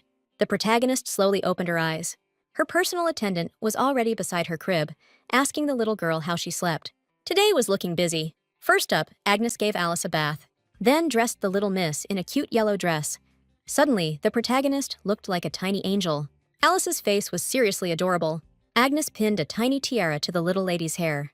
Today was all about the protagonist, so she was going to savor every minute. Everyone else was still busy. Back in the day, the protagonist would have fretted about her friends and rushed to help, but today everyone was doting on her instead. Still early to tell, but Agnes was already proving a top-notch maid. Suddenly, someone stepped into the room. Duke Dravine, who instantly lit up with a warm smile at the sight of his little girl. Alice was always the most beautiful in his eyes, but today she looked extra special. He wished his beloved little princess a happy birthday. Lexios promised the little girl he'd give her a gift later during the ceremony, but the Duke thought it'd be sad to give the girl nothing now, so his hand slowly reached into his pocket. Alice hoped it wouldn't be another brooch. She asked her dad to do it later. The Duke replied he'd definitely do it later, but she'd probably want something right now. But the kid asked again to wait for the gift. Lexios realized he couldn't do anything about it. The main character was glad she'd managed to save the canvas. Duke Dravine needed to work, so he headed for the door and told his daughter they'd meet later. Now Alice could relax until 2 o'clock, but the heroine had no idea what to do with herself. A spirit flew into the room and asked the young lady if she was bored out of her mind right now. Alice totally forgot about Sifai. The spirit panicked, not knowing what to do. Out of nowhere, he told the kid he was flying out and would be right back, and the main character didn't protest. He burst out onto the street. As expected, the wind spirit had insane speed. Thinking about it, the heroine started yawning. Agnes noticed Alice wanted to take a break. The spirits suddenly stormed back into the room. They told the little miss the streets were packed, though the heroine already knew that. But the spirits kept rambling about how everything outside was sparkling. Alphabet cards were scattered across the table. They instantly snapped into words, and even Agnes finally got what the spirits were trying to say. A man blessed by the gods showed up. Agnes whispered to Alice it was probably the priest, but the heroine knew better. It was about someone born with real divine blessing. Prince Inateo. The kid had special abilities that made him act older and more cautious than his peers, so he wouldn't come to a place like this without a reason. The main story kicks off after Inateo enrolls at the academy. In the main story, Alice's dad never celebrated her birthday, and Inateo didn't come to her party. But now he was here. Something was definitely changing. The main character didn't know if this was a good thing, so Siffy suggested greeting the guests. Unfortunately, Herman and Jennifer couldn't make it. Alice thanked Sifi for the update. Some time passed. The personal attendant fed little Lady Dravine and asked if it tasted good. The kid nodded right away. The nanny stormed in and ordered Agnes to get the kid to the waiting room, fast. Dad was waiting for her there. Just like Alice thought, she was going with Dad again. 8 months ago, being with him was so awkward. Now, the main character felt most comfortable right by his side. Lexios said a huge crowd had gathered outside, so he told the girl not to worry. The man promised that Dad would always be there, and the main character didn't doubt his sincerity for a second. She immediately snuggled up closer to him. Then the arrival of His Grace Duke Lexios Dravane and Lady Alice Dravane was announced to all the guests. Everyone immediately started clapping. Herman and Jennifer were among them. The Duke thanked everyone for the long journey they'd made to celebrate his beloved daughter's birthday. He'd prepared especially carefully to ensure the Dravane name wasn't disgraced. Alice figured the gift-giving would start soon. But before starting the banquet, the man wanted to show off something to everyone present. Suddenly, he asked all the guests to look at this child. This adorable little girl was the star of today's celebration and the legitimate daughter of the Dravane family, heirs of the dragon's blood. She was the one Lexios loved more than anyone in the world. He'd specifically planned this celebration to show off his daughter. He wanted everyone to see how radiant the little girl was, so he publicly congratulated his beloved daughter on her first birthday. Then he hugged her tightly. Alice laughed and told her dad she loved him too. Lexios was over the moon in that moment, when his little daughter's hand reached up to his face, a smile lighting up his features. Live music struck up right then. Gifts were about to start being handed out. Madame Eris announced that the first gift would be presented personally by His Highness Inateo, the 4th Prince of the Great Empire. Alice didn't get it. Whoa, was it normal for royalty to show up this early? Inateo was just 5 years old. Sure, he was royal blood, but it was weird he was the one stepping up for this. But even at his age, the kid had this graceful vibe. The Duchess bowed to the prince, saying it was a huge honor to receive His Highness's personal visit. Inateo shifted his gaze to the little girl. He locked eyes with her again, so Alice started thinking he was about to use his unique ability. She wondered how he was seeing her through that gaze. Inateo took a step forward and gave his blessing to the Dravine family's daughter. Out of the blue, he whispered the word, "Destiny." The Duchess thanked His Highness. Prince Name spun on his heel, leaving the heroine baffled by his words and striding back to his table. He'd said it pretty quiet, but Alice caught it. She had to talk to Inateo now. Guests started lining up one after another to wish Alice a happy first birthday and hand over their gifts. Everyone wanted her to grow up healthy and strong. The Duke always gave polite nods and murmured his thanks. But the clock kept ticking while the crowd kept coming, repeating the same well wishes. Alice had been sitting like that for almost 2 hours. She was waiting for her dad's moment to come up. She was dying to see what he'd got. Probably something to do with the alyssum flower. She glanced at her brooch. Maybe one day she'd finally get her answer. Madame Eris announced it was Sir Albert's turn to present his gift. The man whispered something to his son. Then he approached Lady Alice Dravane with a smile and said, "It's been a while, hasn't it?"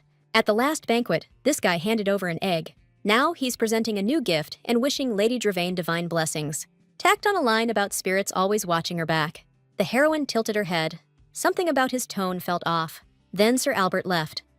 The heroine's eyes went serious. She had no clue why he'd said that. The Duke thanked everyone for their gifts. Now it was his turn. He signaled the servants to bring it forward. A few minutes later, the heroine spotted stunning flowers in a pot, shimmering under the chandelier's glow. The gift caught her off guard. Then it hit her. The flowers were crafted from precious gems. Lexios gestured to the silver bloom at the center.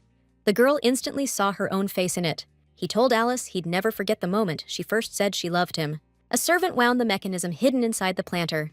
A soft, beautiful melody filled the air instantly. The heroine knew it had to cost a fortune. But even imagining someone coming up with this was mind-blowing.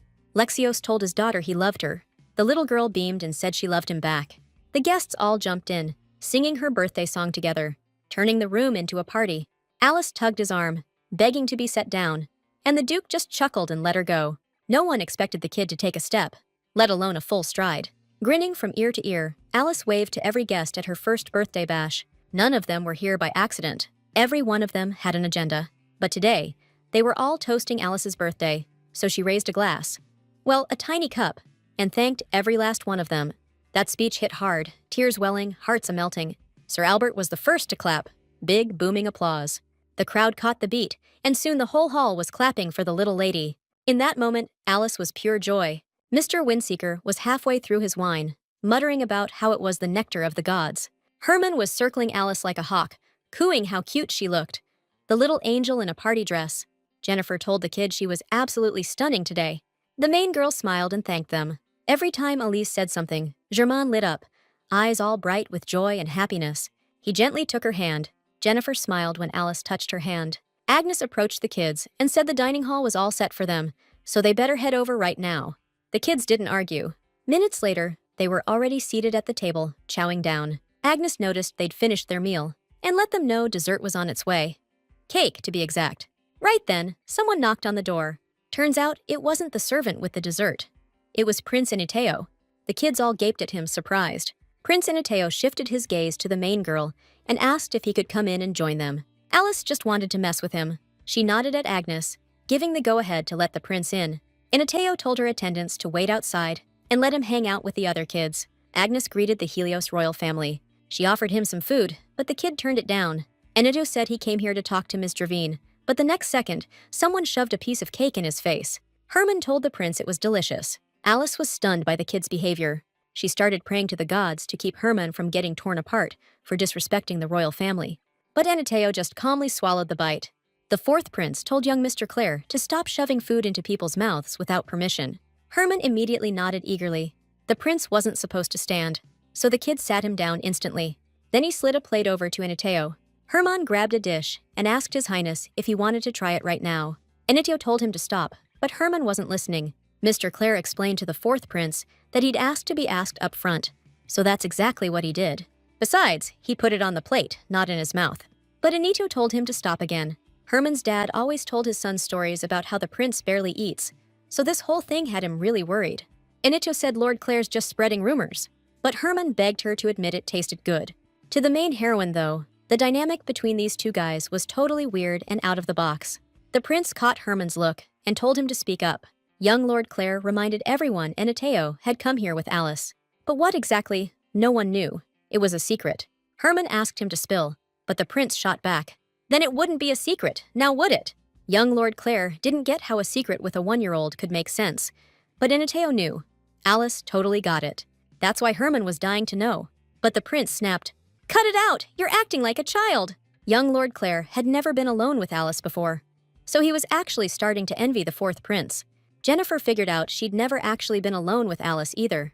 Herman was already imagining how awesome and amazing it would be if he stayed alone with Alice in this room. But Lady Windseeker asked why the two of them needed to be alone. The kid firmly replied he tried grabbing Alice's hand. He just wanted to, because he'd always held hands with Jennifer.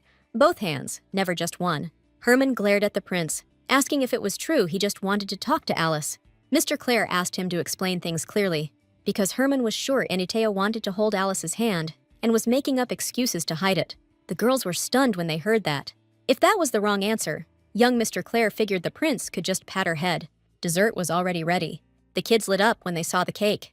The main character was already imagining that delicious strawberry dessert taste right in front of her. The evening party was set to start at 9. Inateo noticed everyone was already done, so he decided to talk to young Lady Dravine about the postponed issue right now. He hoped everyone else would clear out, except Lady Dravine. Of course, the servant should have done it too. The prince could talk to the girl outside the room, but let's face it, the personal attendant probably wouldn't be comfortable with that. Alice told Agnes everything was cool. Agnes was skeptical, but Alice managed to convince her. So the maid approached the young masters and offered to step out for a bit, but Herman was way too curious to leave. Jennifer grabbed his hand and told him to forget that idiot's words. Before heading out, Agnes gave the girl one last glance. Then she left, leaving Alice alone with the prince. Inateo had heard Lady Dravine was way sharper than your average 7-year-old. Pretty wild. If Jennifer had heard about the spirit visit, then of course the royal family needed to hear about it too. The prince figured Alice knew what he wanted to talk about, but the kid stayed quiet. The kid just asked them to drop it. Like even adults can't guess that stuff, so what's the point? But he was starting to think Lady Dravine was seriously one of a kind. Inateo could barely believe it when he was near her. Maybe Alice was the one who saw the real Inateo in this world. How he once chose to save the world by setting aside his emotions. This 5-year-old kid was like a grown-up. Alice had no idea how tough it really was for him. Inateo locked eyes with Lady Dravine and told her, "Right now, your eyes are shining so clearly." Staring at her, he couldn't shake the feeling he was reading this all wrong. A smile tugged at Alice's lips. Inateo froze as the kid's hand brushed his cheek. The heroine beamed at His Highness, fourth prince, and declared, Everything's gonna be just fine. Then she started messing with his hair. Enito had no clue what was going on. He didn't want to be doing any of this. Not at first. But just being around the kid was making him do all sorts of unexpected stuff. The prince waved off the awkward vibe. He figured it was time to get back to business and talk about the future. The heroine blinked at him, totally confused what had come over him, but still gave him a thumbs up. She suddenly started to fall, but the prince was right there to catch her. Right then, a man walked into the room. It was Duke Drouaine, barely hiding his anger, as he asked forgiveness for his rudeness to His Highness, the fourth prince. Lexios was radiating a terrifying aura. He marched straight to the prince, still holding his daughter in his arms. Alice forced a smile at her dad, and silently begged him to stay calm. There was a royal nearby. Enidio's future was set to make him the hero who defeats the Demon King. The prince asked the duke to take Lady Drouaine. His arms were already aching from yanking her up so suddenly. Handing the kid back to her dad was clearly the right move. Alice smiled at her dad and said she was okay. Duke Drouaine reminded himself he needed to at least pretend to be polite to avoid unnecessary drama. He thanked the prince for keeping his daughter safe. Eniteo nodded, and the duke was stunned by the fast reply. But outside, Lexios had overheard the prince talking about his daughter's future, so he demanded answers. That question couldn't be ignored. It was about his kid. Alice didn't know how to explain the whole situation. Eniteo calmly laid out the rumors swirling around Master Dravaine's daughter, how she's been seeing spirits. If spirits are visiting a kid under a year old, that proves she's got something special. So the prince figured sending her to the academy was a solid move. Now the pieces were finally falling into place. Lexios apologized to His Highness for not catching the deeper meaning sooner, but the prince shrugged it off. Plus, Enito already knew the duke had every intention of sending her to the academy himself. Lexios's eyes went wide with surprise. He shot back, "That's a pretty wild assumption for a 5-year-old to make." The man added, "Her daughter's just a year old. It's way too soon to be making decisions like this. Let's revisit it later." In the original story, all the main characters were at the academy. So if Alice joins, she automatically becomes part of the main plot. The prince nodded. "Agreed. Let's table this discussion for now." The evening event got postponed because of the weather, so the duke came to chat with His Highness. The morning sky was gloomy, so he suggested heading out. Fourth prince followed the duke out. Lexios told his daughter's personal attendant he was heading outside. Jennifer told the duke her father was already outside, and the man promised to thank him. Alice still didn't know what she was supposed to be ready for. All our heroes went out. The main character felt the warmth of spring and guessed the mages were using their powers to control the weather. But that kind of magic in a garden was a costly move. The ladies thought they were in for a magic show, even though the sky was covered. The butler announced the big show was about to start. Alice wasn't sure if the magic would show up well. Everyone looked up, and the little girl raised her eyes and froze in shock at what she saw. The mages unleashed their magic. The sky cleared, and the main character had no idea how he pulled it off. Young Lady Windseeker told the people around her with pride that wind magic was among the best in this world. The girl's dad was one of the few big names in wind magic on the continent. But he still pulled off some insane magic at the birthday. Suddenly, the wind shifted directions. The protagonist even had to clamp her eyes shut from a strong gust. In the sky, choked with thick gray clouds, a rectangle appeared, revealing a clear, starry night. Alice was over the moon. Then the fireworks erupted. Using magic, Lady Dravaine's portrait burst across the sky, leaving every guest breathless at the beauty. Seophil suddenly appeared, noting a ton of mages must have collapsed during the prep. The wind spirit mage showed up a little late. He bowed and wished her a happy birthday. Alice greeted the kind old man, and he was stunned how much better she spoke compared to their last meeting. All the guests broke into applause after the jaw-dropping show. Then they were shown where the banquet would be held. Mr. Windseeker approached our heroes, fumbling out that he should have moved faster and arrived earlier. Jennifer bolted to him, while Duke Dravine thanked him for the help. Mr. Windseeker replied that Seafell deserved the gratitude. Halfway through, a sudden gust of wind blew against him, making the Duke lose his focus. That's why he was grateful for Seafell's help. But Alice's father still thanked them both. The spirit wind mage told the others they needed to rest, so moving to another spot was better. Agnes asked the maid to get tea ready for the guests. All our heroes were already sitting at the table. Even though it was a bit late, the spirit wind mage had this gift wrapped in a pouch for young Miss Devine. He'll explain what it is later. After all, it looked like greeting time now. All that was just boring for the main heroine. The adults noticed the kids were starting to get bored, so they decided to seat them separately. The kids, of course, agreed, but Alice could tell her dad didn't want to let her out of his sight. But he had to let her go. Herman said the glowing lights in the sky were totally awesome, like 5 times better than last time. Jennifer asked, Didn't fourth prince need to head back to the royal palace? He was supposed to return before the evening banquet, but now he figured the schedule would get messed up because of changes. Mr. Clare said he's already sent the prince's letter to the king, but if His Highness, the fourth prince, wants to head back to the palace, a carriage will be ready on his command. Inito gave the offer some thought. The mages were totally drained after the ceremony, so His Highness declined and said he'd call in a favor from the Dravine family tonight. Herman's dad said he'd send another letter to the king and warn the fourth prince's entourage. Herman's face lit up with a grin. Looks like Anito's crashing here tonight. Herman perked up and tossed out a sleep-together invite. But of course, the fourth prince wasn't exactly jumping for joy and shot it down flat. Herman was genuinely confused. You see, in Herman's mind, they could have had a pillow fight, spilled secrets. It was going to be epic. Duke Dravine apologized for his bluntness, but had to jet. The guys were all for it. Duke Dravine had other guests to schmooze with. And let's face it, that's exhausting. Lexios marched over to his daughter and gave her another birthday shout-out. Alice waved at him with a smile. Mr. Vinsicker had heard a lot about Mr. Siffol's incredible spirit control, but seeing it in person was even more shocking. The old man said the Duke's mastery of high-altitude winds impressed him just as much. Alice realized the room was full of wind lovers right now. Germain was still trying to get the prince to sleep with him, while Anateo kept refusing with a flat face. It was great to see the kids getting along so well. Young Master Clare suddenly asked His Highness if he'd already spoken to Alice, and Anateo jumped in, asking what they were talking about. They were discussing that secret conversation. Germain was certain the prince had planned it on purpose to be alone with Alice. The Duke's son Claire sneaked a peek through the door crack and saw Anateo holding the kid tightly in his arms. The fourth prince grabbed his head, and Jennifer told him to just be honest. She was sure His Highness thought Alice was adorable too. Anito had no idea how to explain himself in this mess. The main character smiled. They were actually really cute, and their dynamic seriously warmed her heart. After a while, the Duke wished the guest a safe journey, and the guest thanked him for the event invitation. That banquet was straight up unforgettable. Alice's first birthday party rolled on for 2 full days.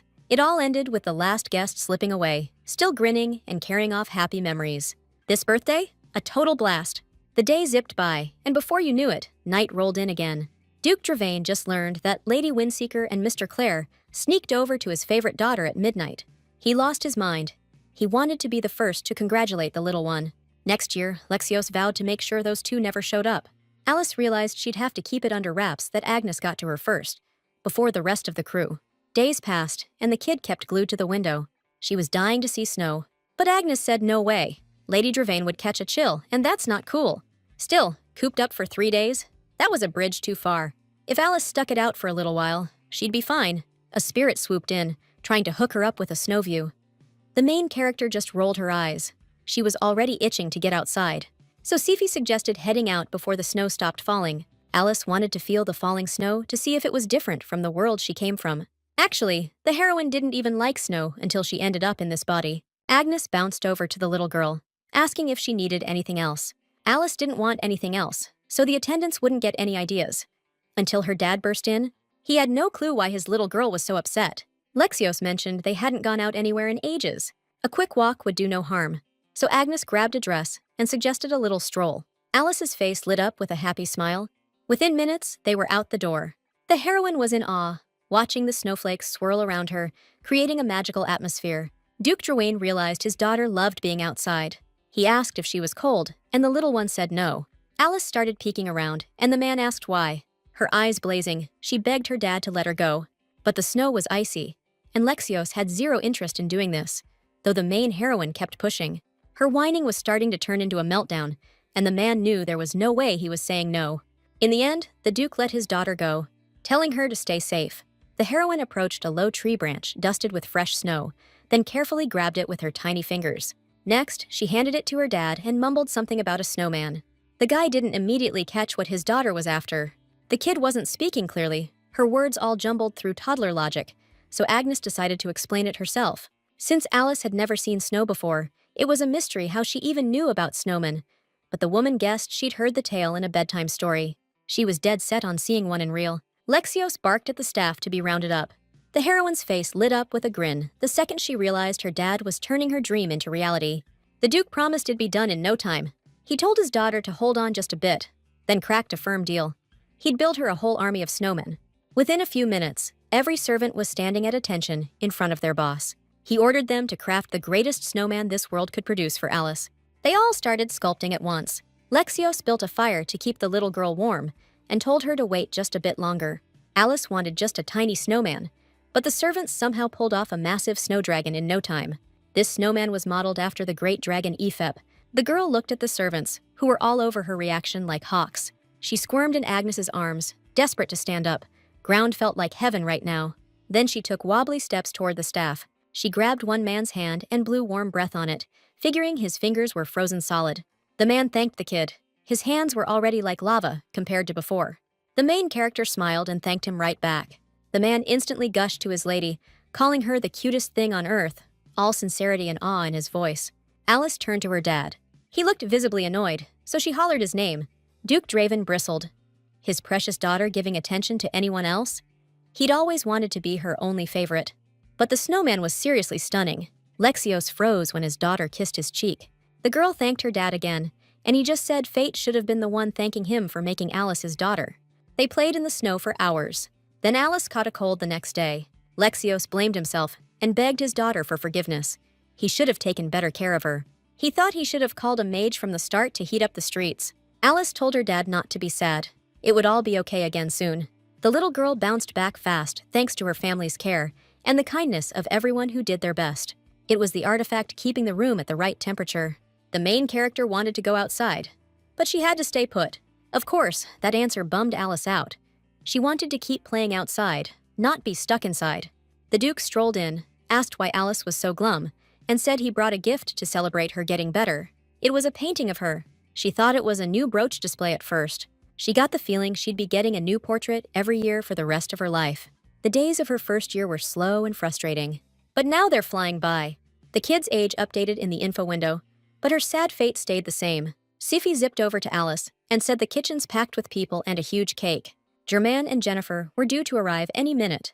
The protagonist's first birthday had long passed, but she'd been counting down to the second. She got a letter from Germaine. This time, he couldn't make it to Alice's birthday, so he's planning to visit her on his own birthday, April 2nd instead. The protagonist imagined him sweating over that letter. Agnes told the young lady 2 guests were on the way. Her personal attendant offered to carry the little one, but the heroine firmly declared she could walk just fine. They stepped outside. Alice held Agnes's hand. Moments later, a gleaming white carriage rolled through the gates, catching everyone's eyes under the sun. The protagonist beamed when the carriage door opened. Hermann popped out, beaming happily. He grabbed her hand right away, asking how she'd been, then pointed out she'd gotten a bit taller since they last saw each other.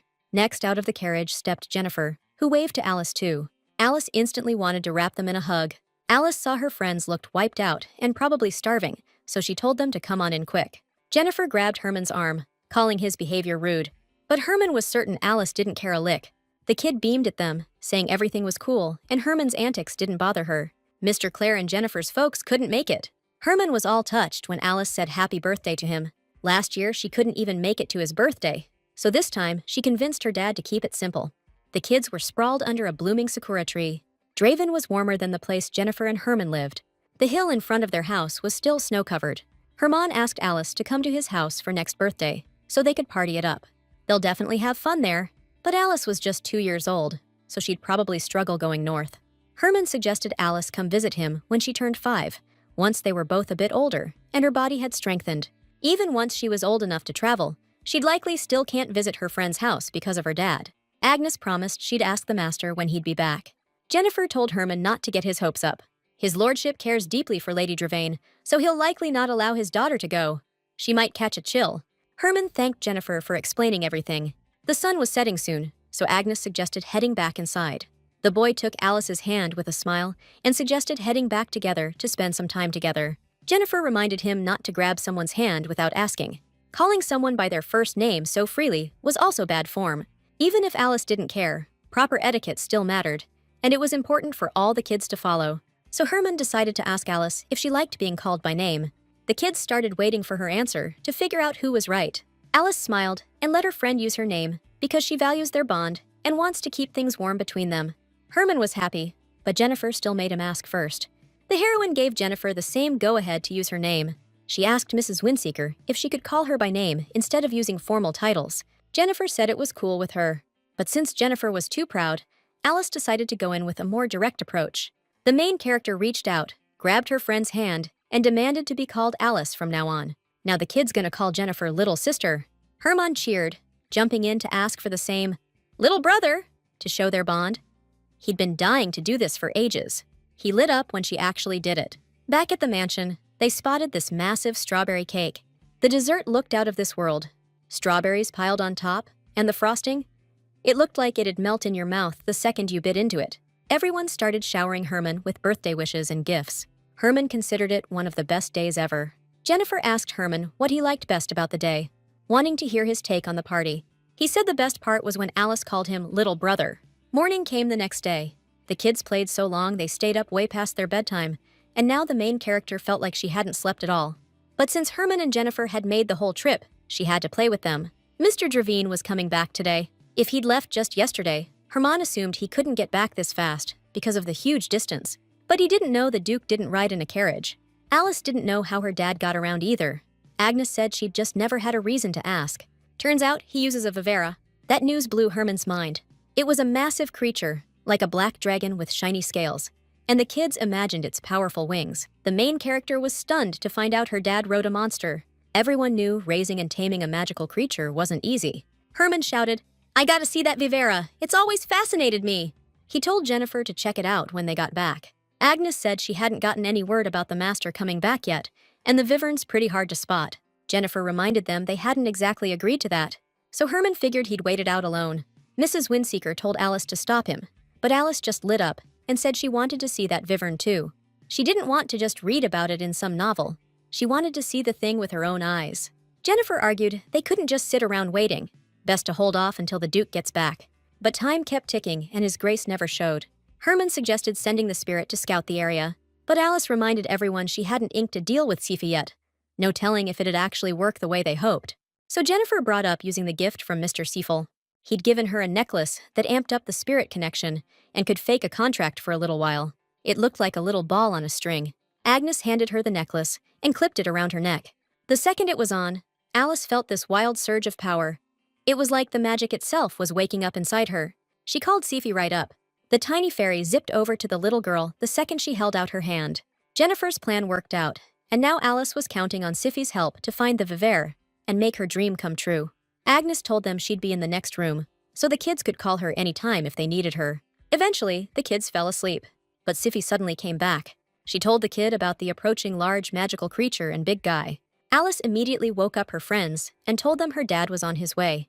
They scrambled up to the attic, set chairs around the window, and started watching the clear sky closely. But no one knew when the Duke would show up. Jennifer and Herman tried to calm the impatient kid down, telling her he'd be here any minute. The main heroine was frustrated because she needed to give Sifi more detailed instructions. Herman suddenly spotted something black in the sky, but Alice didn't see anything. Jennifer said that meant he'd be here any second now. A gust of wind kicked up, and Herman shouted, "She's here already!" The girls perked up instantly and started watching intently. A huge viverna soared high in the sky. The kids had never laid eyes on one before. Out of nowhere, Herman scrambled up onto the windowsill for a better look at the creature. It was the top floor. If he fell, there'd be hell to pay. Jennifer gave her friend a heads up and told him to watch his step. But Herman had a killer sense of balance. He was always the kind of kid who could pull off daring moves without a second thought. Alice remembered from the novel that her friend was basically a knight in shining armor, so she relaxed and joined in, marveling at the massive creature. Herman turned to Alice, all fired up to share the moment with her. "Come on, you gotta see this," he urged, gesturing for her to join him on the windowsill. He extended a hand, ready to help her up. Alice was all in, but her coordination was nowhere near Herman's. Jennifer had an idea. "Let's shut the window for safety and boost her up. We've all got her back," she said, keeping it simple but smart. Alice nodded. No way was there any real danger now. Everything would be fine. The guys gave her a hand getting up onto the windowsill. The new view had her wide-eyed with amazement. She didn't even realize her hand had accidentally unlocked the window. Her eyes were too fixated on the chaos. The next second, she felt herself plummeting. Herman and Jennifer barely had time to react before Alice slipped through their grasp. Now she was free-falling, time stretching unnaturally as everything spiraled out of control. Duke Dravane spotted Alice's fall and lunged toward her without hesitation, but the little girl was already too far out of reach. Despite the chaos, Alice silently prayed her dad wouldn't be too heartbroken about what was coming next. Out of nowhere, Sify materialized at her side. The pendant around her neck flared to life with blinding light. The spirit's features sharpened into focus, and suddenly, Alice could see the sheer terror in Sify's eyes. In the final heartbeat, Sify managed to yank Alice to safety. Duke Dravain leaped from the vivera and sprinted toward his daughter. Alice still couldn't wrap her head around what had just happened, or how she'd survived a fall from that height. Lexios crushed Alice into a bone-shaking hug. He kept asking, over and over, if she was all right. The little girl smiled at her dad, assuring him she was fine, even though fear and nerves still churned inside her. Alice could see how badly her father was shaking with fear. She turned to Sify, the one who'd saved her. The little girl had only survived because of Sify, so she genuinely thanked her for saving her life. Sify was wildly relieved the little girl was unharmed. The Duke thanked the spirit for saving his daughter and vowed to grant any wish she might have. But Sify had nothing in mind. Then it hit her contract with the little girl. They were still connected, even though the necklace's time should have run out. And that nervous her out. Alice didn't know if that was bad. Sify shook her head. Nope. We made a deal. She figured it out, because they were still tied together by that invisible thread. The heroine spilled the beans about the contract to her dad. Just then, scared kids and Agnes burst out of the manor. The Duke's face went cold in an instant. Lexios told the kids they don't have to come around anymore, and their families'll face serious consequences. Alice was almost dead, but these guys tried to protect her. She tried to convince her dad she was just as guilty. The girl started throwing a fit, but the Duke stayed cold and ignored her pleas for forgiveness for the kids. Alice begged him to let it go this time. The man told her she's not the only one who failed to keep her safe. Someone else had to pay for it, even if she was fully to blame. Alice realized it was a cover-up. She promised to be careful from now on, and begged him to forgive her friends for getting dragged into this mess. The man hugged her tight and took a deep breath. If his daughter begged that hard, he agreed to let it slide.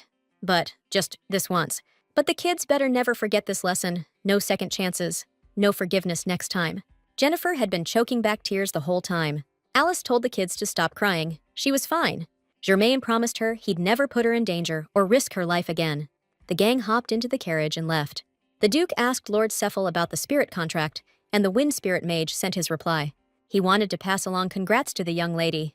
Now they needed to head to the capital to register their new powers and sealed spirit deals. Every mage or spirit-bound person has to register at the magic tower. Since Alice's abilities awakened, she wasn't an exception. But since the kid wasn't even 10 yet, the Duke planned to go alone, though she flat out refused to budge. The guy was set to ride solo on the Wyvern, but no one knew when Alice would get another shot at visiting the capital. The fourth prince lives in the palace there. Plenty of intel to dig up, and Alice might find something useful for herself. She started throwing a fit, begging her dad to take her. Lexios realized he had no choice but to let her go, but he made her promise to listen. The main character was over the moon to finally get to the capital with her favorite dad. Alice gaped at the Wyvern's huge size. The beast was 4 meters long. Alice caught herself wanting to touch it too. Her dad had just done it, and she craved the same feeling. The guy didn't argue. Alice reached out, and the moment her fingers brushed it, the creature's eyes snapped open. Among all the birthday gifts Alice got, one stood out. A black egg. The little girl remembered it instantly. Maybe a wyvern like that was inside. And when Alice grew up, they could try hatching it. But now they had to move. They had to hit the capital fast. So the heroes leapt into the carriage and took off down the road, buzzing with excitement and anticipation. Alice was stoked for the journey. This was her first time seeing Dravain's territory. Her very first outing. She wanted to soak in every view through the carriage window before they hit the capital. But for a kid, the ride was dragging. The Duke shook Alice awake, declaring they'd finally arrived. They were stepping into the real deal. A capital city alive with action and color. After 5 days of traveling, the heroes finally arrived. Today, they had to head to the townhouse in the capital because Lexios hadn't been here in ages. Everything's changed so much. As soon as they got there, butlers and maids greeted them. The room they were given was absolutely stunning. The heroine wanted to go outside and check things out, but the Duke urged her to rest. She was probably exhausted. Alice wasn't thrilled about the suggestion. Lexios kissed her forehead and told her not to worry. He'd make sure she saw everything she wanted. In the end, Alice told her dad she was going to bed, but she was too wound up to fall asleep. So she told her nanny about wanting to explore the house and learn more, then sneaked out of bed. One of the maids asked the lady if anything was bothering her, but the little girl said she was fine. As soon as the others spotted her, they started bombarding her with questions about her wishes. They came out of every corner of the hallway, all trying to please their young guest and make her stay unforgettable. The kids started getting the feeling these people were everywhere. A guy approached her, introduced himself as Hansen, and said he was really happy to meet her. He asked the little one to come visit more often. Maybe she could come here every summer after she turned 5. Alice smiled back and promised to think about this great idea for summer visits. Of course, having such a young lady visit was a great honor. The butler asked the lady to enjoy her stay and handed the kid a flower. She thanked the kind grandfather for his attention and care, her face lighting up with a genuine smile. Hansen beamed at the little one when she thanked him. Later, the main heroine was seated at a table piled high with food. The kitchen was probably in full chaos. She and her dad had just arrived, and everyone was scrambling to cater to them. The Duke told the head chef he needed to step outside, but he wanted to see the kids' reaction, so the chefs were quickly escorted out. Lexios apologized to his daughter if the situation made her uncomfortable. Alice said everything was fine. She was here with her dad, and she felt safe and loved. As expected, Duke Dravain's daughter was smart and kind. The next morning arrived. Alice blinked awake, and there he was. Her dad, sitting right beside her, his eyes full of that familiar warm concern for his favorite daughter. He pulled her into a tight hug and dropped the news. Today, he was going to register her as an extra at the Magic Tower. That's where every wizard in town gathered. Alice could feel something epic was about to go down. The Magic Tower loomed over the surrounding buildings, its air thick with pure magic, massive, intimidating, and totally awe-inspiring. Our heroine's eyes lit up like fireworks at the sight. Mr. Dravain's credentials checked out, so the guards waved him in without a second glance. He stepped into a room packed with ancient scrolls and glowing magical artifacts, scanning every corner with interest. Spirit magic was practically unheard of in these parts. Lexios marched up to one of the wizards, ready with a question. The wizard raised an eyebrow. He hadn't seen Dravain in ages. "What brings you here, old friend?" Dravain explained he'd come to register a spirit mage, something that drew immediate skepticism. The wizard didn't buy it for a second, but the Duke just smiled, pride leaking into his voice. "My daughter made a spirit contract." The wizard's eyes went wide. "No way, seriously?" Lexios told Alice to wait just a bit longer. Duke Dravian knew it was going to get loud real quick. Word about this spirited young lady would spread like wildfire up the tower. As expected, it did get loud, and soon the mages were buzzing about the latest news. Even though they acted like they didn't care, they kept whispering behind hands. Turns out, spirits were totally terrified of dragon energy. That's why no one ever signed contracts with them. Alice caught bits of that and other nonsense while walking to the office. A guy stepped out and told the Duke he was running late. Sepho was stuck waiting for ages. The main character waved, beaming at her grandfather. Her heart filled with that familiar warmth. The old man clapped the little girl on the back for sealing the deal. A happy smile lit up Alice's face. Sepho figured the Duke would come solo, so he waited 10 days, hoping to hash out the big questions about what went down.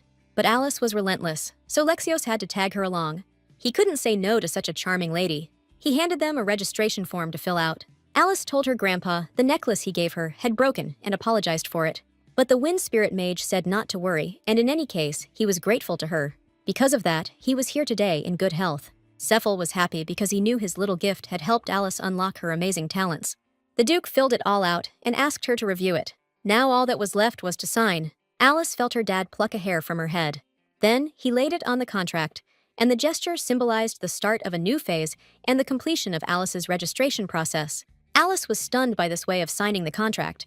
Out of the blue, the kind grandpa offered Alice a compatibility test. It'd show just how compatible she was with spirits. She had to try moving her energy slowly, just like when talking to a spirit. Both sticks lit up, and Cephal said it was roughly between the second and third stage. Usually, rookie spirit mages were around the first or second stage. When she was young, Alice was about twice as powerful as normal, which opened up new possibilities for her. The kid figured her level should have been higher since she's from the Dravain family. Sippy suddenly zoomed in and asked the kid excitedly if she was doing okay. Alice said she was just fine. Whether compatibility was high or low didn't really matter. If she could see this little spirit, touch it, and even chat with it, that was already enough. She set one stick aside, and the other suddenly lit up like a damn fireworks show. Alice had zero idea what the hell was happening. She clenched the stick with all her might as the tension spiked, and then screamed her dad's name. Lexio snatched the stick from his daughter's grip in an instant. He'd been just as terrified as Alice was. The Duke's face hardened with fury as he barked questions at Sir Savol, voice cold and cutting. The old man said the lady's compatibility showed some kind of glitch. That answer got Alice's heart racing and her head spinning. Sippy dashed to Alice's side and she muttered, "It's way too bright in here." Savol told his lordship they needed more tests to untangle this mess, and that meant he'd have to help out. Lexios asked his daughter how they were going to handle it. If she didn't want to, she shouldn't have done it. The old man explained they'd need to redo the test she just took. Then they'd have to figure out the variables that led to the last result. It's going to take some time. Looks like they weren't just supposed to repeat the exact same steps. The main character wanted to check out the huge capital city fast, so she agreed to take the test again. But no matter what Seville tried, he couldn't get the same result. The Duke said that was enough. They needed to get going. Seville apologized to His Grace for the hassle and to the young lady for any inconvenience. Now Lexios planned to pick a few places Alice wanted to see. The old man suggested hitting up the Imperial Palace. The palace opens its archives to the tower's magic users twice a year. And guess what? It's one of those times. Now Alice could use the registration perks too. The Duke thanked him for the info. He handed the heroes the spiritual mage registration papers they'd need next. Seville promised to reach out as soon as the certificate is officially ready. Lexios walked up to the carriage and asked his daughter if she wanted to head to the palace right now. But Alice suggested holding off for now. After all, it was the archive hall. It was a massive library packed with countless books and scrolls from different eras. All possible information was gathered there, so Alice wanted to make the most of this trip. The heroes decided to just take a walk around town. The square was buzzing with merchants hollering out to customers. They stopped into a restaurant where the food seemed really tasty and had a great variety of ingredients. Lexios told his daughter to chew thoroughly before swallowing. He praised the staff for their good work. The Duke then bought Alice a hat. He did it because he was worried about the harsh sun making his daughter uncomfortable. The man asked where Alice wanted to go next. A man passing by snidely asked who would buy such worthless flowers, but his companion asked him to be quiet. This little girl had to take care of her brothers and sisters all by herself. She had to work to survive. A lot of people just walked right past her. Alice noticed those paper flowers were faded, made from old scraps, so no one would buy them. The wind blew, and inspiration hit our heroine like a lightning bolt. She sprinted over to the girl and said, "I'll take this one." The girl didn't buy her kindness at first. Her eyes went wide with surprise. Under the Duke's sharp gaze, she handed Alice a single flower. Turns out it wasn't just any flower. The girl, voice trembling with nervous excitement, said, "It's just 1 penny." Alice cut her off. "Don't even count. I'll take the whole basket." The girl froze at the words. The Duke tossed her a gold coin, no hesitation, and said, "No need to tally it up." The girl hesitated. Too much money. Alice said, "Take the coin, but from now on, you're helping me."